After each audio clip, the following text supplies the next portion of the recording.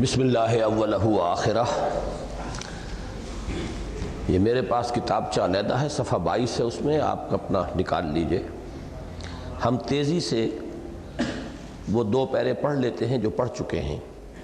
اس ہمہ جہتی احیائی عمل کا، ہمہ جہتی تمام اطراف کو ہم اس میں شامل کر رہے ہیں، تمام جہتوں کو، قومی اور سیاسی جہت، اب علماء کی جہت، اور پھر وہ تحریکیں آئیں گی زیر بحث جو قائم ہوئی ہیں اقامت دین یا احیاء اسلام کے مقصد کے تحت۔ اس ہمہ جہتی احیائی عمل کا دوسرا اہم گوشہ وہ ہے جس میں علماء کرام کی مختلف جماعتیں اور تنظیمیں سرگرم کار اور اپنے اپنے مخصوص انداز میں اسلام اور مسلمانوں کی خدمت میں مصروف ہیں۔ اور واقعہ یہ ہے کہ اس پہلو سے بھی بر صغیر ہند و پاک کو پورے عالم اسلام میں ایک امتیازی مقام حاصل ہے۔ یہ مضمون میں نے استحکام پاکستان میں بڑی تفصیل سے بیان کیا ہے، اور اپنی ان تقریروں میں ایک نقطے کو بار بار میں نے واضح کیا ہے کہ یہ جو اسلام کا تیسرا عروج ہے جس کی طرف پیش قدمی شروع ہو گئی ہے، یہ ہو سکتا ہے کہ اللہ تعالیٰ بالکل کسی نئی قوم کو اسلام کی توفیق عطا فرمائے اور اسی کی وہ نیسنٹ پوٹینشل جو ہے اس کے اندر موجود ہو، اور اس کے ذریعے سے یہ غلبہ اسلام کی منزل جو ہے وہاں تک ہم پہنچے۔ لیکن اگر جو ایگزسٹنگ نیشنز ہیں، مسلم نیشنز جو اس وقت کی ہیں موجود الوقت، ان میں سے بظاہر یہ معلوم ہوتا ہے کہ جو بھی فطرت کے اشارات ہیں، اور تقریباً 400 سال کی تاریخ جو ہماری ہے، الف ثانی، دوسرا 1000 سال، اس میں اشارات ہیں کہ شاید اس خطے سے اللہ تعالیٰ کو کوئی خاص کام لینا مقصود ہے۔ حضرت مجدد الف ثانی، پھر شاہ ولی اللہ دہلوی، پھر تحریک شہیدین، پھر 14ویں صدی میں حضرت شیخ الہند مولانا ابوالکلام آزاد، مولانا ابوالعلا مودودی، علامہ اقبال جیسی شخصیت، مولانا الیاس صاحب رحمہ اللہ، یہ شخصیتیں ایسی ہیں کہ ان کے پائے کی اور ان کے برابر کی شخصیتیں جو ہیں، کہا جا سکتا ہے مولانا مودودی کا کاؤنٹر پارٹ تو پھر بھی شیخ حسن البنا شہید کو قرار دیا جا سکتا ہے، اگرچہ وہاں بھی فکر نہیں تھا، جوش اور جذبہ زیادہ تھا، لیکن یہ ہے کہ فکر کا پہلو جو ہے وہ اتنا نمایاں نہیں تھا۔ لیکن باقی ان شخصیتوں کا تو کوئی بھی یوں آپ سمجھئے کہ کاؤنٹر پارٹ جو ہے پورے عالم اسلام میں کوئی نظر نہیں آتا۔ شاہ ولی اللہ دہلوی کے ہم عصر البتہ تھے، شیخ محمد بن عبد الوہاب نجدی، یہ شاہ ولی اللہ کے ہم عصر ہیں، لیکن یہ ہے کہ میرا بہرحال جو تجزیہ ہے وہ یہ ہے کہ دین کے ظاہری پہلو اور تعبدی پہلو اور اعتقادی پہلو اس کے معاملے میں ان کی خدمات بہت ہیں، عقیدے کی تصحیح، توحید کی طرف لوگوں کو دعوت، بدعات اور رسومات سے بچانے کی، لیکن یہ ہے کہ دین کا حکمت کا پہلو جو ہے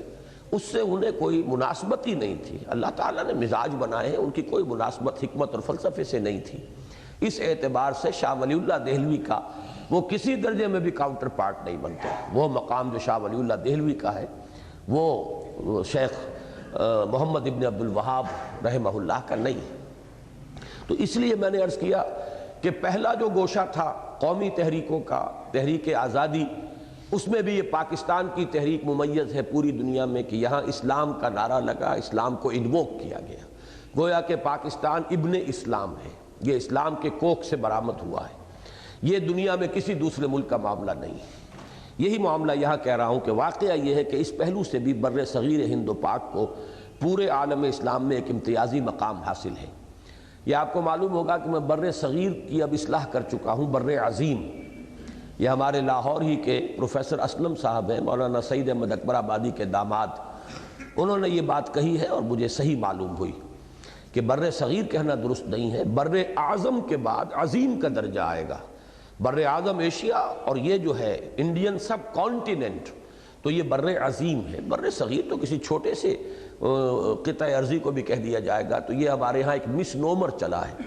اب میری تحریروں میں اور تقریروں میں آپ بر صغیر نہیں بلکہ بر عظیم کے الفاظ پائیں گے۔ چنانچہ علماء دین کو جس قدر اثر یعنی ہولڈ یہاں کے مسلمان عوام پر حاصل ہے وہ دنیا میں کہیں اور نظر نہیں آتا،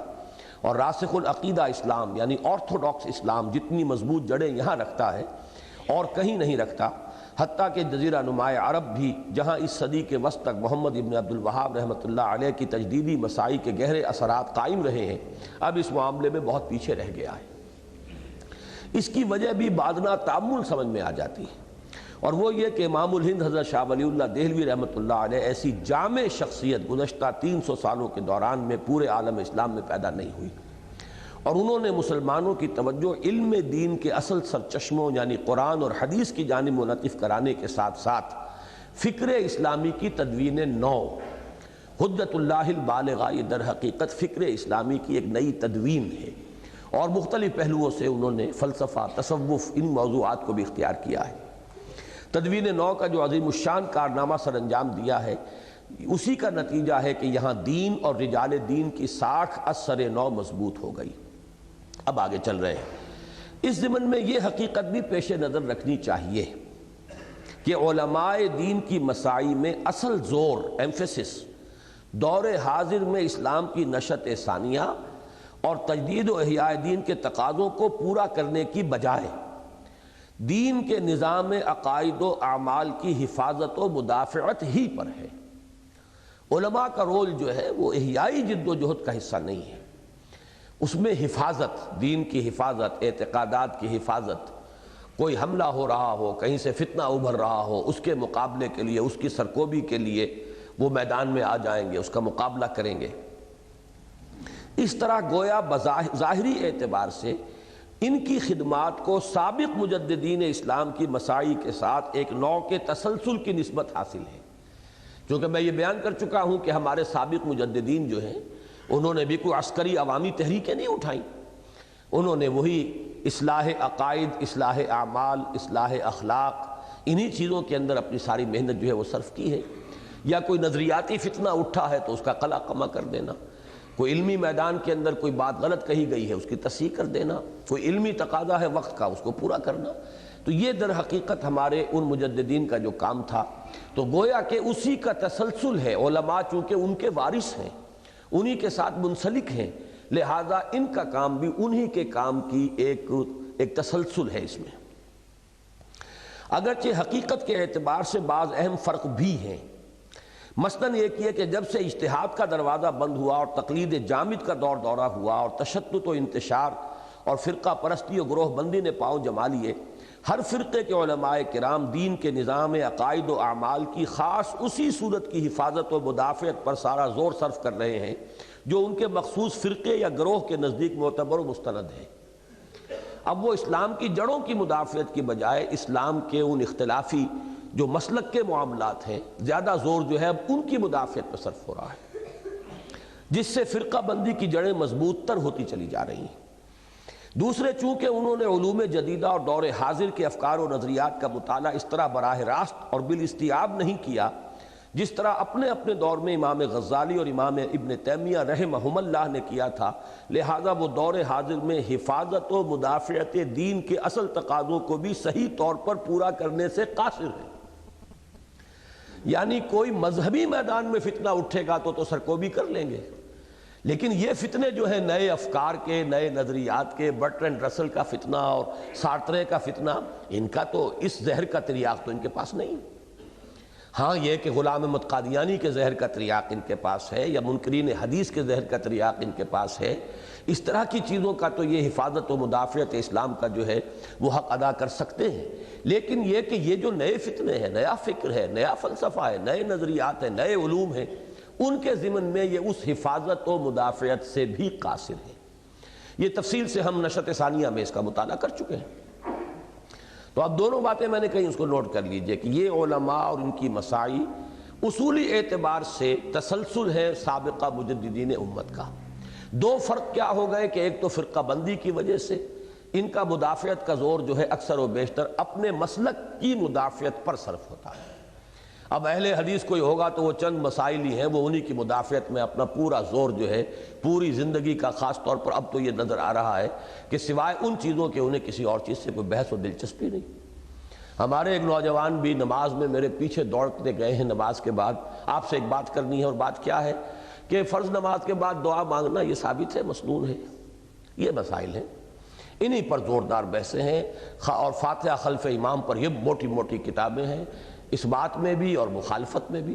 تو یہ ایک تو یہ کہ یہ بہت سی قوتیں ضائع ہو رہی ہیں کہ حفاظت و مدافعت بھی دین کے اصولوں اور بنیادی تعلیمات جو متفق علیہ ہیں ان کی بجائے اپنے اپنے مسلک کے مخصوص مسائل کے اوپر زور صرف ہو رہا ہے۔ دوسرے یہ کہ جو جدید نظریات کا معاملہ ہے، جس کو ہم نے تنظیم اسلامی کی تاسیسی قرارداد اور اس کی توضیحات میں نمایاں کیا ہے، کہ جہاں پرانے جو فتنے ہیں عقائد کے اعتبار سے ان کے اندر جو فتنے اٹھ رہے ہیں ان کی سرکوب بھی ضروری ہے، وہاں یہ کہ جدید نظریات کا ابطال بھی ضروری ہے، اور اس کے لیے تو ظاہر بات ہے کہ جب تک ان کو پڑھیں گے نہیں آپ ان کا رد کیسے کریں گے۔ لہٰذا یہ ہے میرا جو اس پوری بحث منفی اور مثبت کو میں نے جمع کر کے جو نتیجہ نکالا وہ یہ ہے، لہٰذا دور حاضر میں علماء دین کی حیثیت دین کے جہاز کو آگے بڑھانے والی قوت فراہم کرنے والے انجن کی تو نہیں ہے، البتہ کم از کم بر صغیر پاک و ہند کی حد تک ایک ایسے بھاری لنگر کی ضرور ہے جو اس کشتی کو غلط رخ پر بڑھنے سے روکنے کی خدمت بہرحال سر انجام دے سکتا ہے، اور فی زمانہ یہ بھی ایک اہم خدمت ہے۔ ایک تو یہ ہے کہ آپ کو انجن کی طاقت چاہیے جو جہاز کو آگے لے کر جائے، ایک یہ کہ لنگر کی بھی ضرورت ہوتی ہے کہ موجوں ہی کی رحم و کرم پر جہاز نہ ہو کہ ایک موج آئی ادھر لے گئی دوسری موج آئی ادھر لے گئی، تو وہ لنگر والا کام جو ہے بڑے بھاری بھرکم لنگر کا کام جو ہے وہ تو یقیناً ایک مفید خدمت ہے، لیکن یہ کہ وہ جہاز جو آگے لے کر چلے اس گاڑی کو، اس جہاز کو، جو انجن اس کی طاقت کو نہیں۔ بر صغیر پھر کہیے بر عظیم، اس کو بر عظیم میں اس سلسلے میں ایک اہم مقام اور مرتبہ دیوبندی مکتب فکر کو حاصل ہے، جو امام الہند حضرت شاہ ولی اللہ دہلوی رحمۃ اللہ علیہ کے فکر کا نہیں صحیح علم کا وارث ضرور ہے۔ یہ بہت عجیب اور بہت ہی اہم فقرہ ہے۔ شاہ ولی اللہ کا ایک فکر ہے، ایک ان کا علم ہے۔ فکر میں وہ غیر مقلد ہیں لیکن اپنے عمل میں وہ مقلد تھے۔ اس اعتبار سے دیوبند کو میں قرار دے رہا ہوں کہ ان کے علم کا تو مقلد ہے، فکر کا نہیں، اس لیے کہ شاہ ولی اللہ کے فکر کا ایک انقلابی پہلو بھی ہے، جو کہ حضرت شیخ الہند کے شاگردوں میں سے جو مولانا عبید اللہ سندھی جس کے وارث بنے ہیں، دیوبند کے ماحول سے انہیں سند نہیں مل سکی، انہیں اپنے ڈانڈے جوڑنے پڑے ہیں شاہ ولی اللہ دہلوی رحمۃ اللہ علیہ کے ساتھ، کیونکہ ان کے فکر میں انقلابیت بھی ہے، ان کے فکر کے اندر ایک سوشل تھاٹ بھی ہے، ان کے فکر میں جو ہے وہ تقلید کی اگر مذمت نہیں تو بہرحال اس کی جو بھی یعنی حیثیت جو ہے اس کی شدت جو تھی اس کی کمی کرنے کی ایک بڑی ڈیلیبریٹ کوشش ان کے ہاں موجود ہے۔ تو یہ تمام چیزیں جو ہیں یہ دیوبند جو ہے ان کا وارث نہیں ہوا، البتہ یہ کہ علم حدیث اور فقہ اور ان چیزوں میں جو بھی شاہ ولی اللہ نے ایک احیاء علم کا کام کیا تھا اس کو آگے لے کر چلنے والا، اس کے بعد پھر شاہ عبدالعزیز نے جس کو آگے بڑھایا، اس کام کو آگے لے کر چلنے والا یقین دارالعلوم دیوبند ہے، اور جس کی کوکھ سے دینی مدرسوں اور دارالعلوموں کے ایک عظیم سلسلے کے علاوہ ایک عظیم تحریک بھی برآمد ہوئی ہے، یہ مراد ہے تبلیغی جماعت کی تحریک۔ یہ دیوبندی ہی حلقے کی ایک شاخ ہے، ایک تحریکی توسیع ہے، جس نے راسخ العقیدہ اسلام کی جڑوں کی آبیاری کے ساتھ ساتھ توجہات کو حقائق ایمانی پر مرتکز فوکس کر دیا، اور جس کے زیر اثر کم از کم ایسے لوگ ضرور دین سے قریب ہو رہے ہیں جن کے ذہن فکری اور نظری اشکالات سے خالی ہوتے ہیں، اور جن کے قلوب میں نیکی کا ایک جذبہ نیم خوابیدہ حالت ہی میں صحیح بہرحال موجود ضرور ہوتا ہے۔ ہماری مراد تبلیغی جماعت سے ہے، جس نے اس دور میں دین و مذہب کے نام پر ایک عظیم حرکت عالم اسلام ہی نہیں دیار غیر میں بھی برپا کر دی ہے، اور جس کے زیر اثر عوامی سطح ہی پر صحیح بہرحال تجدید ایمان کی ایک تحریک بالفعل برپا ہو گئی ہے، اور جسے بلا شبہ زیر بحث ہمہ جہتی احیائی عمل میں ایک اہم مقام حاصل ہے۔ یہ تقریباً وہی باتیں ہیں ایک دوسرے اینگل سے جو اسلام کی نشأت ثانیہ میں بیان کر چکا ہوں۔ اب آئیے جو اہم ترین حصہ ہے، اس ہمہ جہتی احیائی عمل کا تیسرا اور اہم گوشہ وہ ہے جس میں وہ جماعتیں اور تنظیمیں برسر کار ہیں جو قائم ہی خالص احیائی مقاصد کے تحت ہوئیں، اور جنہیں اب اس احیائی عمل کے اعتبار سے گویا مقدمۃ الجیش کی حیثیت حاصل ہے، فوج کے آگے آگے چلنے والا ہرا دستہ۔ مختلف مسلمان ممالک میں ایسی جماعتیں اور تنظیمیں مختلف ناموں کے تحت کام کرتی رہی ہیں، لیکن ہے ایک ہی جذبہ کہیں واضح کہیں مبہم، اور ہے ایک ہی نغمہ کہیں اونچا کہیں مدھم کے مصداق، ان کی حیثیت ایک ہی تحریک کے تحت کام کرنے والی مختلف تنظیمی ہیئتوں کی ہے۔ یہ تفصیل سے ہم کئی بار پڑھ چکے ہیں کہ وہ مخزومی پارٹی، پھر جماعت اسلامی، پھر فدائین، پھر یہ الاخوان المسلمون، اس طرح کی جو تنظیمیں اور تحریکیں ہیں، یہ در حقیقت ایک ہی فکر، ایک ہی فلسفہ، ایک ہی نظریہ، تفصیل سے گفتگو اسلام کی نشأت ثانیہ میں ہو چکی ہے۔ ان جماعتوں میں سے اگرچہ ایک دور میں جوش اور جذبے کی شدت اور اثر و نفوذ کی وسعت کے اعتبار سے مصر کی الاخوان المسلمون توجہات اور امیدوں کا مرکز بن گئی تھی، لیکن واقعہ یہ ہے کہ احیائی عمل کے اس گوشے میں بھی اصل اہمیت بر عظیم ہند و پاک ہی کو حاصل ہے۔ یہ تیسری جگہ پھر میں ایمفیسائز کر رہا ہوں، فوکس کر رہا ہوں سب کانٹیننٹ، انڈین سب کانٹیننٹ پر۔ بر صغیر میں اس تحریک احیاء دین کے مؤسس اولین اور داعی اول کی حیثیت مولانا ابوالکلام آزاد مرحوم کو حاصل ہے، جنہوں نے اس صدی کے بالکل اوائل میں الہلال اور البلاغ کے ذریعے حکومت الہیہ کے قیام اور اس کے لیے ایک حزب اللہ کی تاسیس کی پرزور دعوت پیش کی۔ مولانا کے مخصوص طرز نگارش اور انداز خطابت نے خصوصاً تحریک خلافت کے دوران میں ان کی شہرت کو بر صغیر بلکہ بر عظیم کے طول و عرض میں پھیلایا، اور ان کی دعوت نے لاکھوں مسلمانوں کے دلوں کو مسخر کر لیا۔ لیکن اس کے بعد خدا ہی بہتر جانتا ہے کہ کس سبب سے انہوں نے اس عظیم مشن کو خیر بات کہہ کر انڈین نیشنل کانگریس میں شمولیت اختیار کر لی، اور باقی پوری زندگی پوری یکسوئی اور کمال مستقل مزاجی کے ساتھ ہندوستان کی نیشنلسٹ سیاست کی نظر کر لی۔ میں یہ کہا کرتا ہوں کہ ان کا معاملہ وہی ہے جو نعیم صدیقی صاحب کا وہ ایک شعر تو میں نے کوٹ کیا ہے نا، نام لیے بغیر، ہے ایک ہی جذبہ کہیں واضح کہیں مبہم، ہے ایک ہی نغمہ کہیں اونچا کہیں مدھم۔ یہ ان تمام تحریکوں کے بارے میں ایک نظم انہوں نے لکھی تھی۔ یہ وہ دور ہے جب کہ میں طالب علم تھا، وہ دور جو ہے وہ تحریکی انداز میں واقعتاً یہ ہے کہ کلائمیکس تھا پاکستان میں۔ دوسرا ان کا شعر ہے کہ یہ سور پھونک کے تم سو گئے کہاں آخر، قرارداد مقاصد پر انہوں نے کہا تھا کہ یہ سور پھونک کے تم سو گئے کہاں آخر، اس لیے کہ اتنا بڑا واقعہ ہوا، قرارداد مقاصد پاس ہوئی، لیکن اس کے بعد کوئی نتیجہ نہیں، کوئی آگے پیش قدمی نہیں، یا یوں کہا جا سکتا ہے اذان دے کر اور مؤذن بھی غائب۔ یہ کیفیت ہوئی ہے کہ مولانا ابوالکلام آزاد نے بڑی زوردار اذان دی ہے الہلال اور البلاغ کے ذریعے، اور حزب اللہ قائم کی ہے سن 13 میں، سن 12 میں الہلال شروع کیا، اس نے چونکا دیا، یہاں تک کہ حضرت شیخ الہند رحمۃ اللہ علیہ نے یہ فرمایا کہ اس نوجوان نے ہمیں ہمارا بھولا ہوا سبق یاد دلا دیا، قرآن کی طرف متوجہ کر دیا ہمیں، ورنہ علماء کی توجہ قرآن کی طرف نہیں تھی۔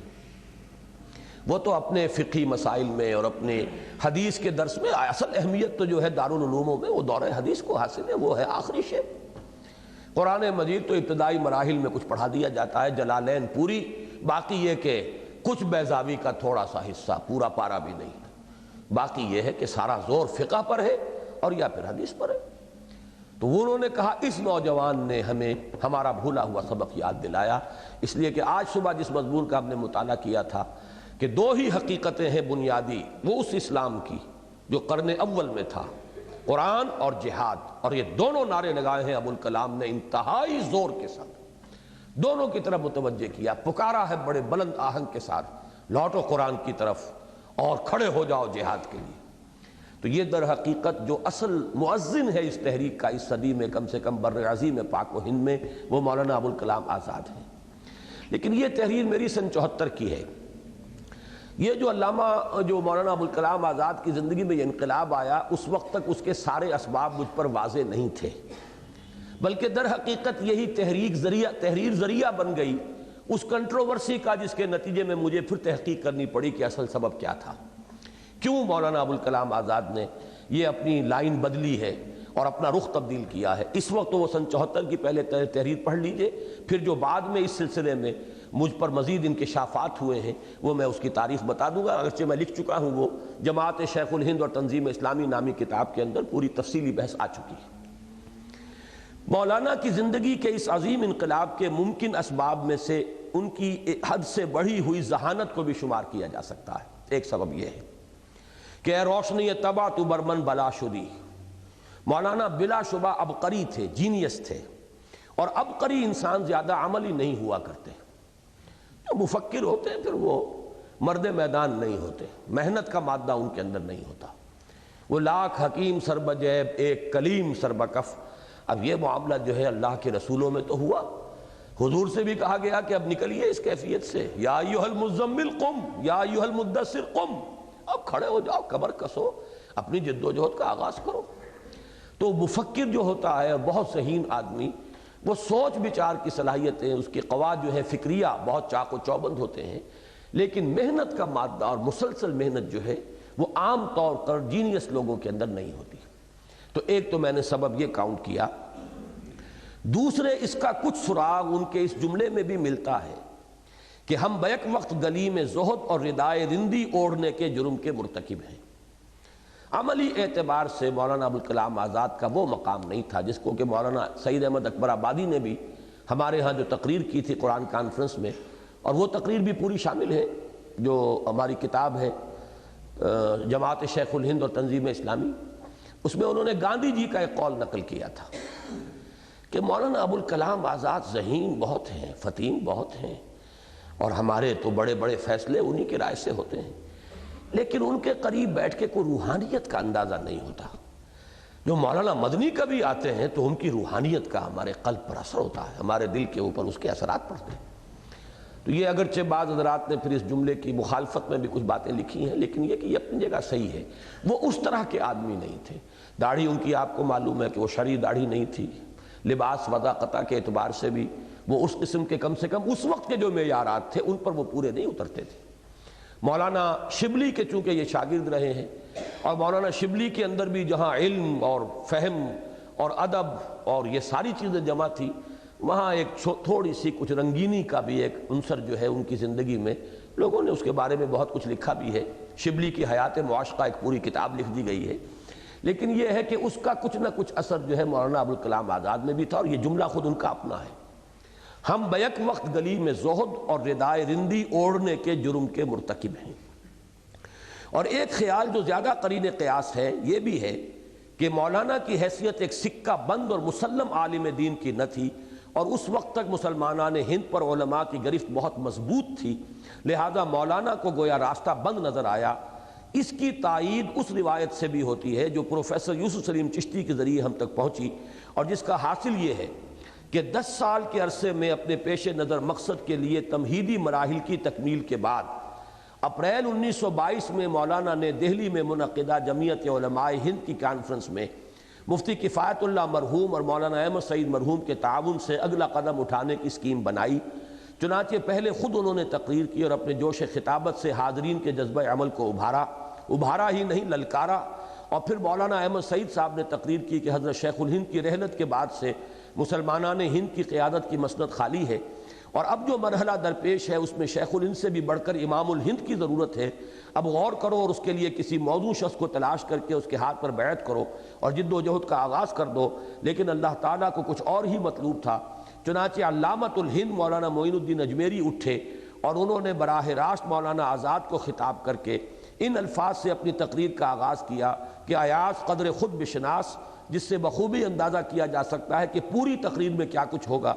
بہرحال اس سے دل شکستہ اور دل برداشتہ ہو کر مولانا اس کام ہی سے دستکش ہو گئے، اور اس کے فوراً بعد ہی انہوں نے کانگریس میں شمولیت اختیار کر لی۔ یہ جو پورا پیراگراف ہے یہ در حقیقت روایت تھی چشتی صاحب کی زبانی، میں نے اس کا حوالہ بھی دیا تھا کہ چشتی صاحب سے مجھے معلوم ہوا۔ اس میں کئی غلطیاں ہیں واقعاتی، بات بنیادی طور پر صحیح ہے، واقعاتی غلطیاں ہیں۔ مثلاً ایک یہ کہ یہ جمعیت علماء ہند کا دہلی کا اجلاس 1920 کا تھا، 1922 کا نہیں، اور بھی میں بعد میں بتاتا ہوں غلطیاں اس میں۔ نتیجہ یہ ہوا کہ ڈاکٹر احمد حسین کمال ایک جمعیت علماء یا پاکستان میں جو جمعیت علماء ہے، جمعیت علماء اسلام، اس کے کارکنوں میں شامل تھے، اگرچہ وہ ہے پکے سوشلسٹ آدمی۔ ان کا بڑا زوردار خط آیا، یہ سب جھوٹ ہے، بکواس ہے، کوئی حقیقت نہیں ہے، غلط ہے۔ اب میرے پاؤں تلے سے زمین نکل گئی کہ میں کیا کروں۔ چشتی صاحب کے پاس حاضر ہوا کہ حضرت یہ آپ نے مجھے پھنسوا دیا، یہ روایت جو ہے آپ کی وجہ سے میں نے لکھ دی، اب مجھے اس کے لیے دلائل دیجئے۔ کہنے بھائی میرے پاس وقت نہیں ان کاموں کے لیے، میں نے تو یہ بات عبدالحامد بدایونی کے بڑے بھائی مولانا عبدالماجد بدایونی ان سے سنی تھی، تو میں نے تمہیں سنا دی۔ اب میں تو سخت پریشان ہو گیا، لیکن پھر وہ تحقیق کا دائرہ میرا شروع ہوا۔ پہلے ملک نصر اللہ خان عزیز مرحوم سے ملا، چونکہ وہ بھی مولانا ابوالکلام کے ہاتھ پر بیعت کرنے والوں میں شامل تھے، بعد میں پھر وہ جماعت اسلامی میں مولانا مودودی کے ساتھی بنے۔ انہوں نے تصدیق کی کہ ہاں واقعہ ایسا ہے، لیکن پوری تفصیل مجھے مستحضر نہیں ہے، لیکن ہے ضرور، یہ بات ہوئی ہے۔ اس کے بعد کراچی میں چونکہ میں نے وہ ایم اے اسلامک اسٹڈیز کیا تھا کراچی یونیورسٹی سے، تو ایک تعارف تھا مولانا منتخب الحق صاحب کے ساتھ۔ مولانا منتخب الحق صاحب کا انتقال ہو گیا ہے، اب اللہ تعالیٰ ان کی مغفرت فرمائے۔ وہ شاگرد رشید تھے مولانا معید الدین اجمیری رحمۃ اللہ علیہ کے، جن کا یہ معاملہ تھا۔ میں ان کی خدمت میں حاضر ہوا، ان کا کہ ہاں بالکل بات ٹھیک ہے، ایسا ہی تھا، لیکن یہ کہ واقعات جس طریقے پر بھی ہیں اس کی تفصیل آپ کو معلوم ہوگی۔ مولانا معین الدین اجمیری کے بھتیجے موجود ہیں کراچی میں، ابھی بقید حیات ہیں، حکیم کیا نام؟ حکیم نصیر الدین صاحب، نہیں برکات احمد صاحب تو وہ مولانا برکات احمد کے وہ برکاتی ہیں، مولانا برکات کے دادا ہیں، وہ پوتے ہیں جو ٹونک میں ہوتے تھے۔ یہ تھے در حقیقت اجمیر میں مولانا معین الدین اجمیری، ان کے بھتیجے حکیم نصیر الدین، وہ اب بھی بقید حیات ہیں، پریکٹس کرتے ہیں، ان کا مطب ہے صدر میں، ان کے پاس گیا۔ ان سے پھر مجھے وہ خط ملا جو مولانا معین الدین اجمیری نے لکھا تھا مولانا فرنگی محلی رحمۃ اللہ علیہ کو، اس میں ساری تفصیل مل گئی، جس سے یہ معلوم ہوا کہ در حقیقت یہ تجویز حضرت شیخ الہند کی تھی۔ 1920 کے سالانہ اجلاس، دوسرا سالانہ اجلاس تھا یہ، جمعیت علماء ہند قائم ہوئی 1919 میں۔ اس وقت حضرت شیخ الہند جو ہے اسیری کی حالت میں مالٹا میں تھے۔ پہلے اجلاس کے صدر جو تھے وہ تھے مولانا فرنگی محلی، عبد الباری فرنگی محلی، بہت چوٹی کے علماء میں سے تھے۔ غیر دیوبندی حنفی جو حلقہ ہے اس ملک کے مختلف مدارس کا، ان میں فرنگی محل بہت بڑا پرانا ایک مدرسہ اور ایک مرکز علمی ہے، اس کی یہ اس وقت مسند نشین تھے۔ دوسرا اجلاس ہوا ہے تو حضرت شیخ الہند جو ہیں وہ رہائی پا کر آ گئے تھے، لہذا دوسرا اجلاس دلی میں ہوا، ان کی زیر صدارت۔ وہاں حضرت شیخ الہند نے تجویز اپنے دو شاگردوں مولانا احمد سعید دہلوی اور مفتی کفایت اللہ رحمہم اللہ کے ذریعے سے یہ پیش کرائی کہ یہاں پر اب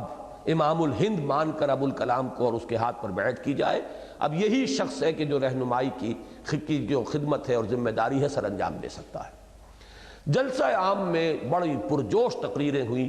اور لوگ جو ہے بیتاب تھے، ہاتھ بڑھائیے ہم بیعت کریں گے، کہ مولانا معین الدین اجمیری کھڑے ہوئے، انہوں نے چند منٹ کی اجازت مانگی، انہوں نے ایک بہت ہی اہم مسئلہ بیان کیا کہ اتنا بڑا فیصلہ اچانک اجلاس عام میں نہیں ہونا چاہیے، اس کے لیے پہلے مشورہ ہونا چاہیے۔ اور حضرت عمر رضی اللہ تعالیٰ عنہ کا ایک قول نقل کر دیا کہ یہ بیعت جو ہے اگر کبھی اچانک ہو گئی تو یہ فتنے سے خالی نہیں ہوگی۔ بیعت جو ہے صرف ایک ہی بیعت فلتتن، یعنی اچانک ہو جانے والی بیعت ایک ہی تھی جو فتنے سے خالی تھی، اور وہ حضرت ابو بکر کی تھی رضی اللہ تعالیٰ عنہ۔ آئندہ یہ بیعت جو ہے سوچ بچار کے بعد ہونی چاہیے۔ یہ دلیل اتنی قوی تھی، بات رہ گئی۔ شیخ الہند تو اس وقت اس جذبے میں تھے کہ میری چارپائی جو ہے وہ سٹیج پر لے جائی جائے، میں بیعت کیے بغیر مرنا نہیں چاہتا۔ اصل میں وہ دیکھ چکے تھے کہ اب کوئی اور نہیں ہے، صرف ان کے اندر یہ استعداد ہے، حالات کے نبض پر ان کا ہاتھ ہے مولانا ابوالکلام آزاد کا، یہ پہچانتے ہیں اس وقت کے ظروف و احوال کو، اور یہی قیادت کی ذمہ داری ادا کر سکتے ہیں، لہذا وہ بہت مصر رہے، بات رہ گئی۔ اس کے بعد ان کا انتقال ہو گیا۔ اب ان کے شاگردوں میں بھی بغاوت ہو گئی، جب ان کے شیخ تو فوت ہو گئے، تو اس کے بعد جو جلسہ ہوا ہے لاہور میں جس کا ذکر ہو رہا ہے، یہ در حقیقت 1921 کا ہے، اور اس سے پہلے مجلس منتظمہ کا اجلاس ہوا۔ اس مجلس منتظمہ میں مولانا معین الدین اجمیری نے وہ تقریر کی، اور انہوں نے کہا کہ یہ کہاں کہ یہ ابوالکلام جو ہیں ان کی یہ حیثیت نہیں ہے، اور شاید یہ جملہ بھی کہا ہو ایاس قدر خود بشناس واللہ عالم۔ تو یہ بہرحال انہوں نے یہ معلوم ہوا کہ یہ تو کہا تھا کہ یہ کتاب میرے ہاتھ میں ہے، اس کا ایک صفحہ پڑھ کر دکھا دو تو میں مان لوں گا تمہیں امام الہند۔ مطلب وہ جانتے تھے کہ وہ منطق اور فلسفے کی کتاب تھی، چونکہ وہ تو منطقی تھے، اور اس کی مغلق عبارت جو ہے اس کا پڑھنا جو ہے وہ کوئی آسان کام نہیں ہے۔ بہرحال وہ بات رہ گئی، اور اس سے بددل ہو کر پھر مولانا ابوالکلام آزاد اس پٹری کو بدل گئے۔ یہ ہے اس کی پوری داستان۔ اس طرح تفصیل جو ہے جو بھی صاحب پڑھنا چاہے، میرے اس وقت کے بیان میں بھی ظاہر بات ہے کہ وقت کا احساس ہے مجھے شدت کے ساتھ، تو کچھ خلا رہ گئے ہیں، لیکن یہ تفصیل اللہ کا بڑا فضل ہوا کہ یہ بالکل اس باب کو گم کر دیا گیا۔ یہاں کہیں ذکر ہی نہیں آتا اس کا۔ یہ حالانکہ ہماری اس جو ہمارا یہ ماضی قریب ہے اس کی یہ بہت ہی اہم ایک یعنی واقعے کی حیثیت رکھنے والی بات ہے، لیکن یہ ہمارے ہاں بالکل گم ہو چکا ہے، اور اب اس کو اللہ تعالیٰ نے میرے ذریعے سے وہ کھدائی کروائی ہے، ایکسکیویشن ہوئی ہے وہاں سے، اور یہ سارے جو آثار قدیمہ ہیں وہ نکال کر اب میں نے چھاپ دیے ہیں، ورنہ یہ کہ حلقہ دیوبند کے بڑے بڑے علماء کو بھی معلوم نہیں کہ یہ واقعہ اس طور سے ہوا۔ اس طرح مولانا ابوالکلام آزاد مرحوم تو میدان چھوڑ گئے، لیکن ان کی زوردار دعوت کی گھن گرج سے مسلم انڈیا کی فضائیں دیر تک گونجتی رہیں، اور پھر کم و بیش 10 ہی سال بعد ایک باہمت نوجوان، یہ مراد ہے مولانا مودودی، مولانا سید ابوالعلا مودودی مؤسس جماعت اسلامی، ظاہر بات ہے اس وقت وہ نوجوان تھے، ایک باہمت نوجوان نے مولانا کو ان کی زندگی ہی میں مرحوم قرار دے کر، یہ مولانا مودودی کا جملہ ہے مولانا ابوالکلام آزاد کے لیے، ابوالکلام مرحوم جو زندگی میں لکھا تھا، وہ ابوالکلام مر گیا جو الہلال اور البلاغ کی دعوت دینے والا تھا۔ ایک استعارے کا انداز ہے یہ کہ وہ زندگی کا اب تو نقشہ جو ہے ان کا بدل گیا، اور وہ ایک نیشنلسٹ سیاست جو ہے اس کے اندر لگ گئے ہیں، وہ ایک جہاد حریت میں تو ان کا حصہ ہے، لیکن وہ غلبہ دین اور اقامت دین کی زوردار دعوت جو تھی اس کے اعتبار سے ابوالکلام جیتے جی فوت ہو چکے ہیں۔ مولانا کو ان کی زندگی ہی میں مرحوم قرار دے کر ان کے ترک کردہ مشن کو اختیار کرنے کے عزم مصمم کے ساتھ ان کی تفسیر ترجمان القرآن ہی کے ہم نام ماہنامے کی ادارت سنبھالی۔ مولانا ابوالکلام کی تفسیر کا نام ہے ترجمان القرآن، اور مولانا مودودی نے جو پرچہ جاری کیا اس کا نام ہے ترجمان القرآن، اور اس کے ذریعے اسی حکومت الہیہ کے قیام کا نصب العین اور تجدید و احیاء دین کی سعی کا ایک نقشہ مسلمانان ہند کے سامنے پیش کرنا شروع کر دیا۔ اس نوجوان میں مولانا مرحوم کی بنسبت جوش کم تھا، ہوش زیادہ۔ مولانا مودودی کی شخصیت اور مولانا ابوالکلام سے اس کے تقابل کے ضمن میں یہ چند جملے بہت عمدہ ہیں۔ جوش کم تھا، ہوش زیادہ۔ مولانا مودودی وہ خطیبانہ انداز کی تقریریں نہیں کرتے تھے، نہ خطیبانہ انداز کی ان کی تحریریں ہیں، سادہ سلیس اردو میں اپنے مطالب کو بیان کرنا، اور تقریریں بھی کرتے تھے تو لیکچرز ہوتے تھے۔ خطابت کا جو جوش و خروش اور زور شور ہوتا ہے وہ مولانا مودودی کے ہاں نہیں تھا۔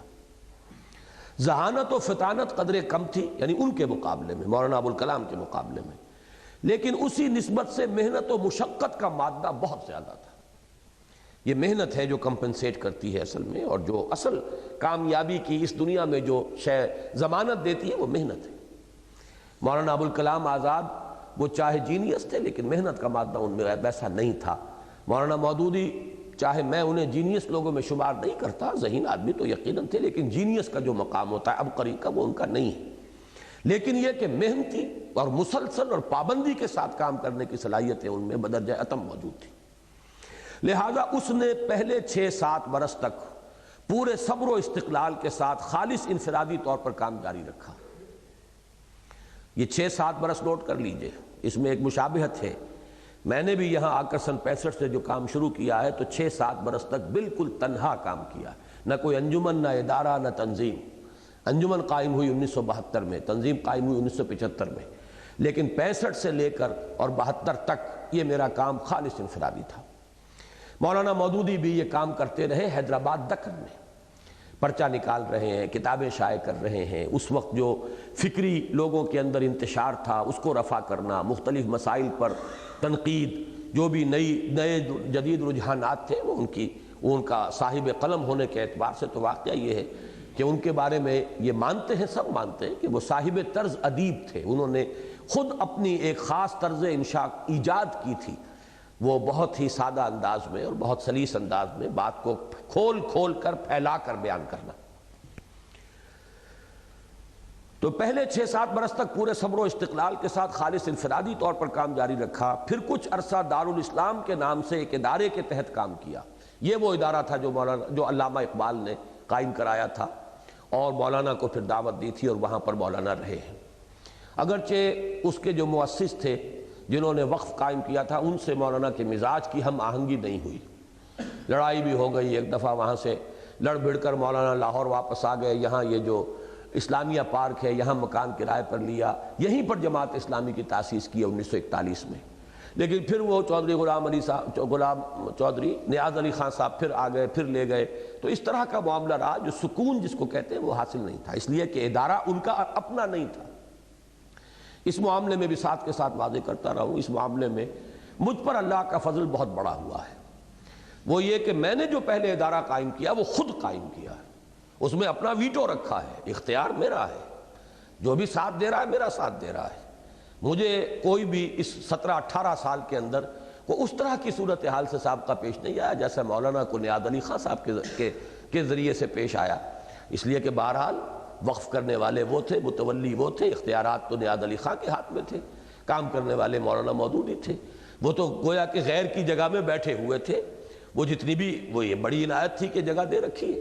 باقی یہ ہے کہ اس کا اختیار جو ہے اب آپ کو اندازہ ہے کہ اس سے کس قدر ایک فرکشن سی رہتی ہے. تو وہ کیفیت جو ہے مولانا اس سے دوچار رہے ہیں پورے عرصے. الحمدللہ کہ ہم نے ادارہ قائم کیا تو وہ چونکہ میرا ہی جو حلقہ درس تھا اسی میں جو لوگ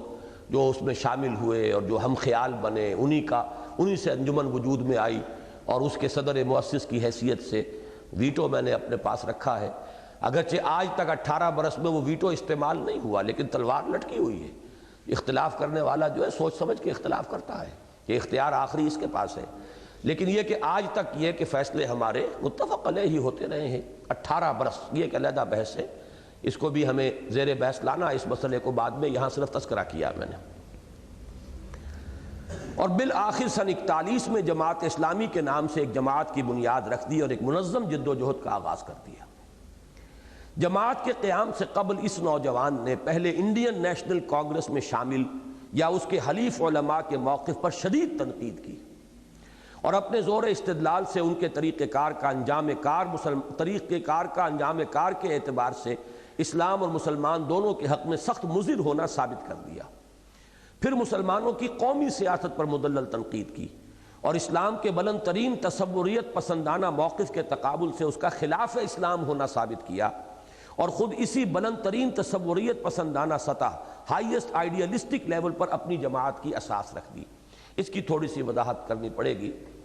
کہ مولانا مودودی نے جو سیاسی تحریریں شروع کی، ایک تو ہے ان کے علمی مضامین، مغربی تہذیب کے پیدا شدہ مسائل، اس کے اوپر ان کا اظہار خیال، جیسے پردہ کتاب انہوں نے لکھی یا اور اس طرح کی دوسری کتابیں، ان کو علیحدہ رکھیے، ان کا سیاست سے کوئی تعلق نہیں. سیاست میں پہلا رول جو تھا وہ نیشنلسٹ سیاست کے خلاف قلمی جہاد، اور اسی کو جماعت اسلامی اب بھی قرار دیتی ہے کہ تحریک پاکستان میں مولانا کا یہ کنٹریبیوشن ہے کہ انہوں نے وہ متحدہ قومیت کے مقابلے میں مسلمانوں کی ایک جداگانہ قومیت کو دلائل کے ساتھ، براہین کے ساتھ ثابت کیا اور نفی کی اور تردید کی اس موقف کی جو مولانا ابوالکلام آزاد اور مولانا حسین المدنی ایسی عظیم شخصیتیں جس نہج پر چل رہی تھیں ان پر شدید ترین تنقیدیں مدلل جو ہیں وہ مولانا مودودی کی. اس کے ضمن میں جیسے کہ بعد میں عرض کروں گا، میں اس بات کو صحیح سمجھتا ہوں، اگرچہ میرے نزدیک وہ چیز حرام نہیں تھی، وقتی تدبیر کے طور پر، ایک جوائنٹ ڈیفنس کے طور پر ایک متحدہ قومیت میرے نزدیک حرام نہیں ہے، لیکن یہ کہ واقعتاً متحدہ قومیت کا جو فلسفہ ہندو پیش کر رہا تھا وہ یقیناً مسلمانوں کے لیے اور اسلام کے لیے مضر تھا. اس وقت وہ بات کیوں نظر نہیں آئی مولانا مدنی کو یا مولانا ابوالکلام آزاد کو، یہ ایک سوال ہے، اس کو ذہن میں رکھیے. اس کا جواب جب ہم پڑھیں گے اسلام اور پاکستان کے اجزاء تب وہاں پر اس کی بحث ملے گی. میں اس وقت اس کی تفصیل میں نہیں جانا چاہتا، لیکن میرا موقف یہ ہے کہ اتنی شدید تنقید کی ضرورت نہیں تھی.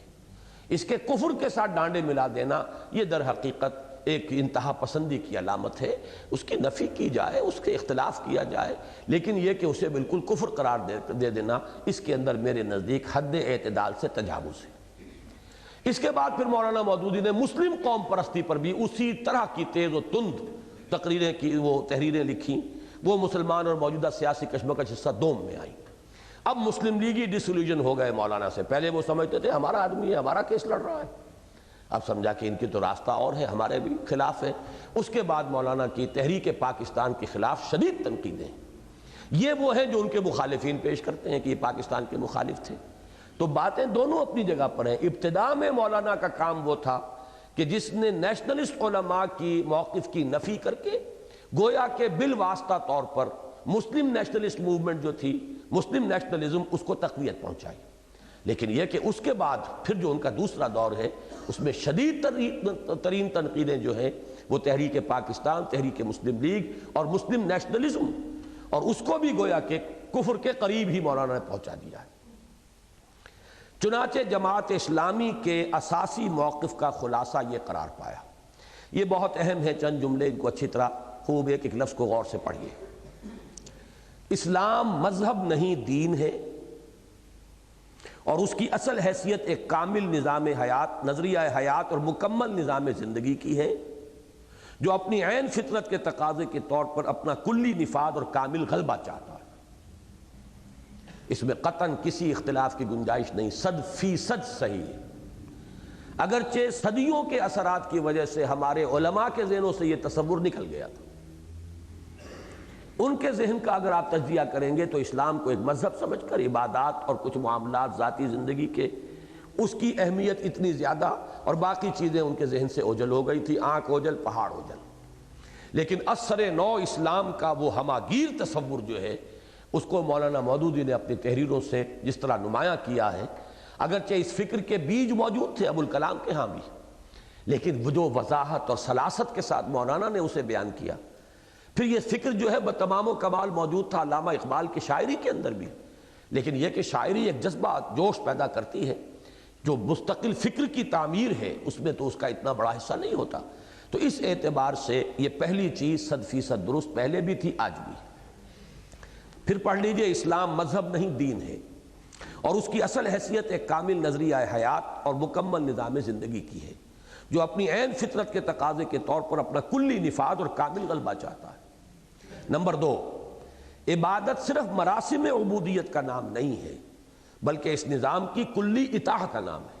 یہ 100% درست ہے۔ البتہ اس میں کمی کا پہلو کیا ہے جو ہم نشر ثانیہ میں ہم پڑھ چکے،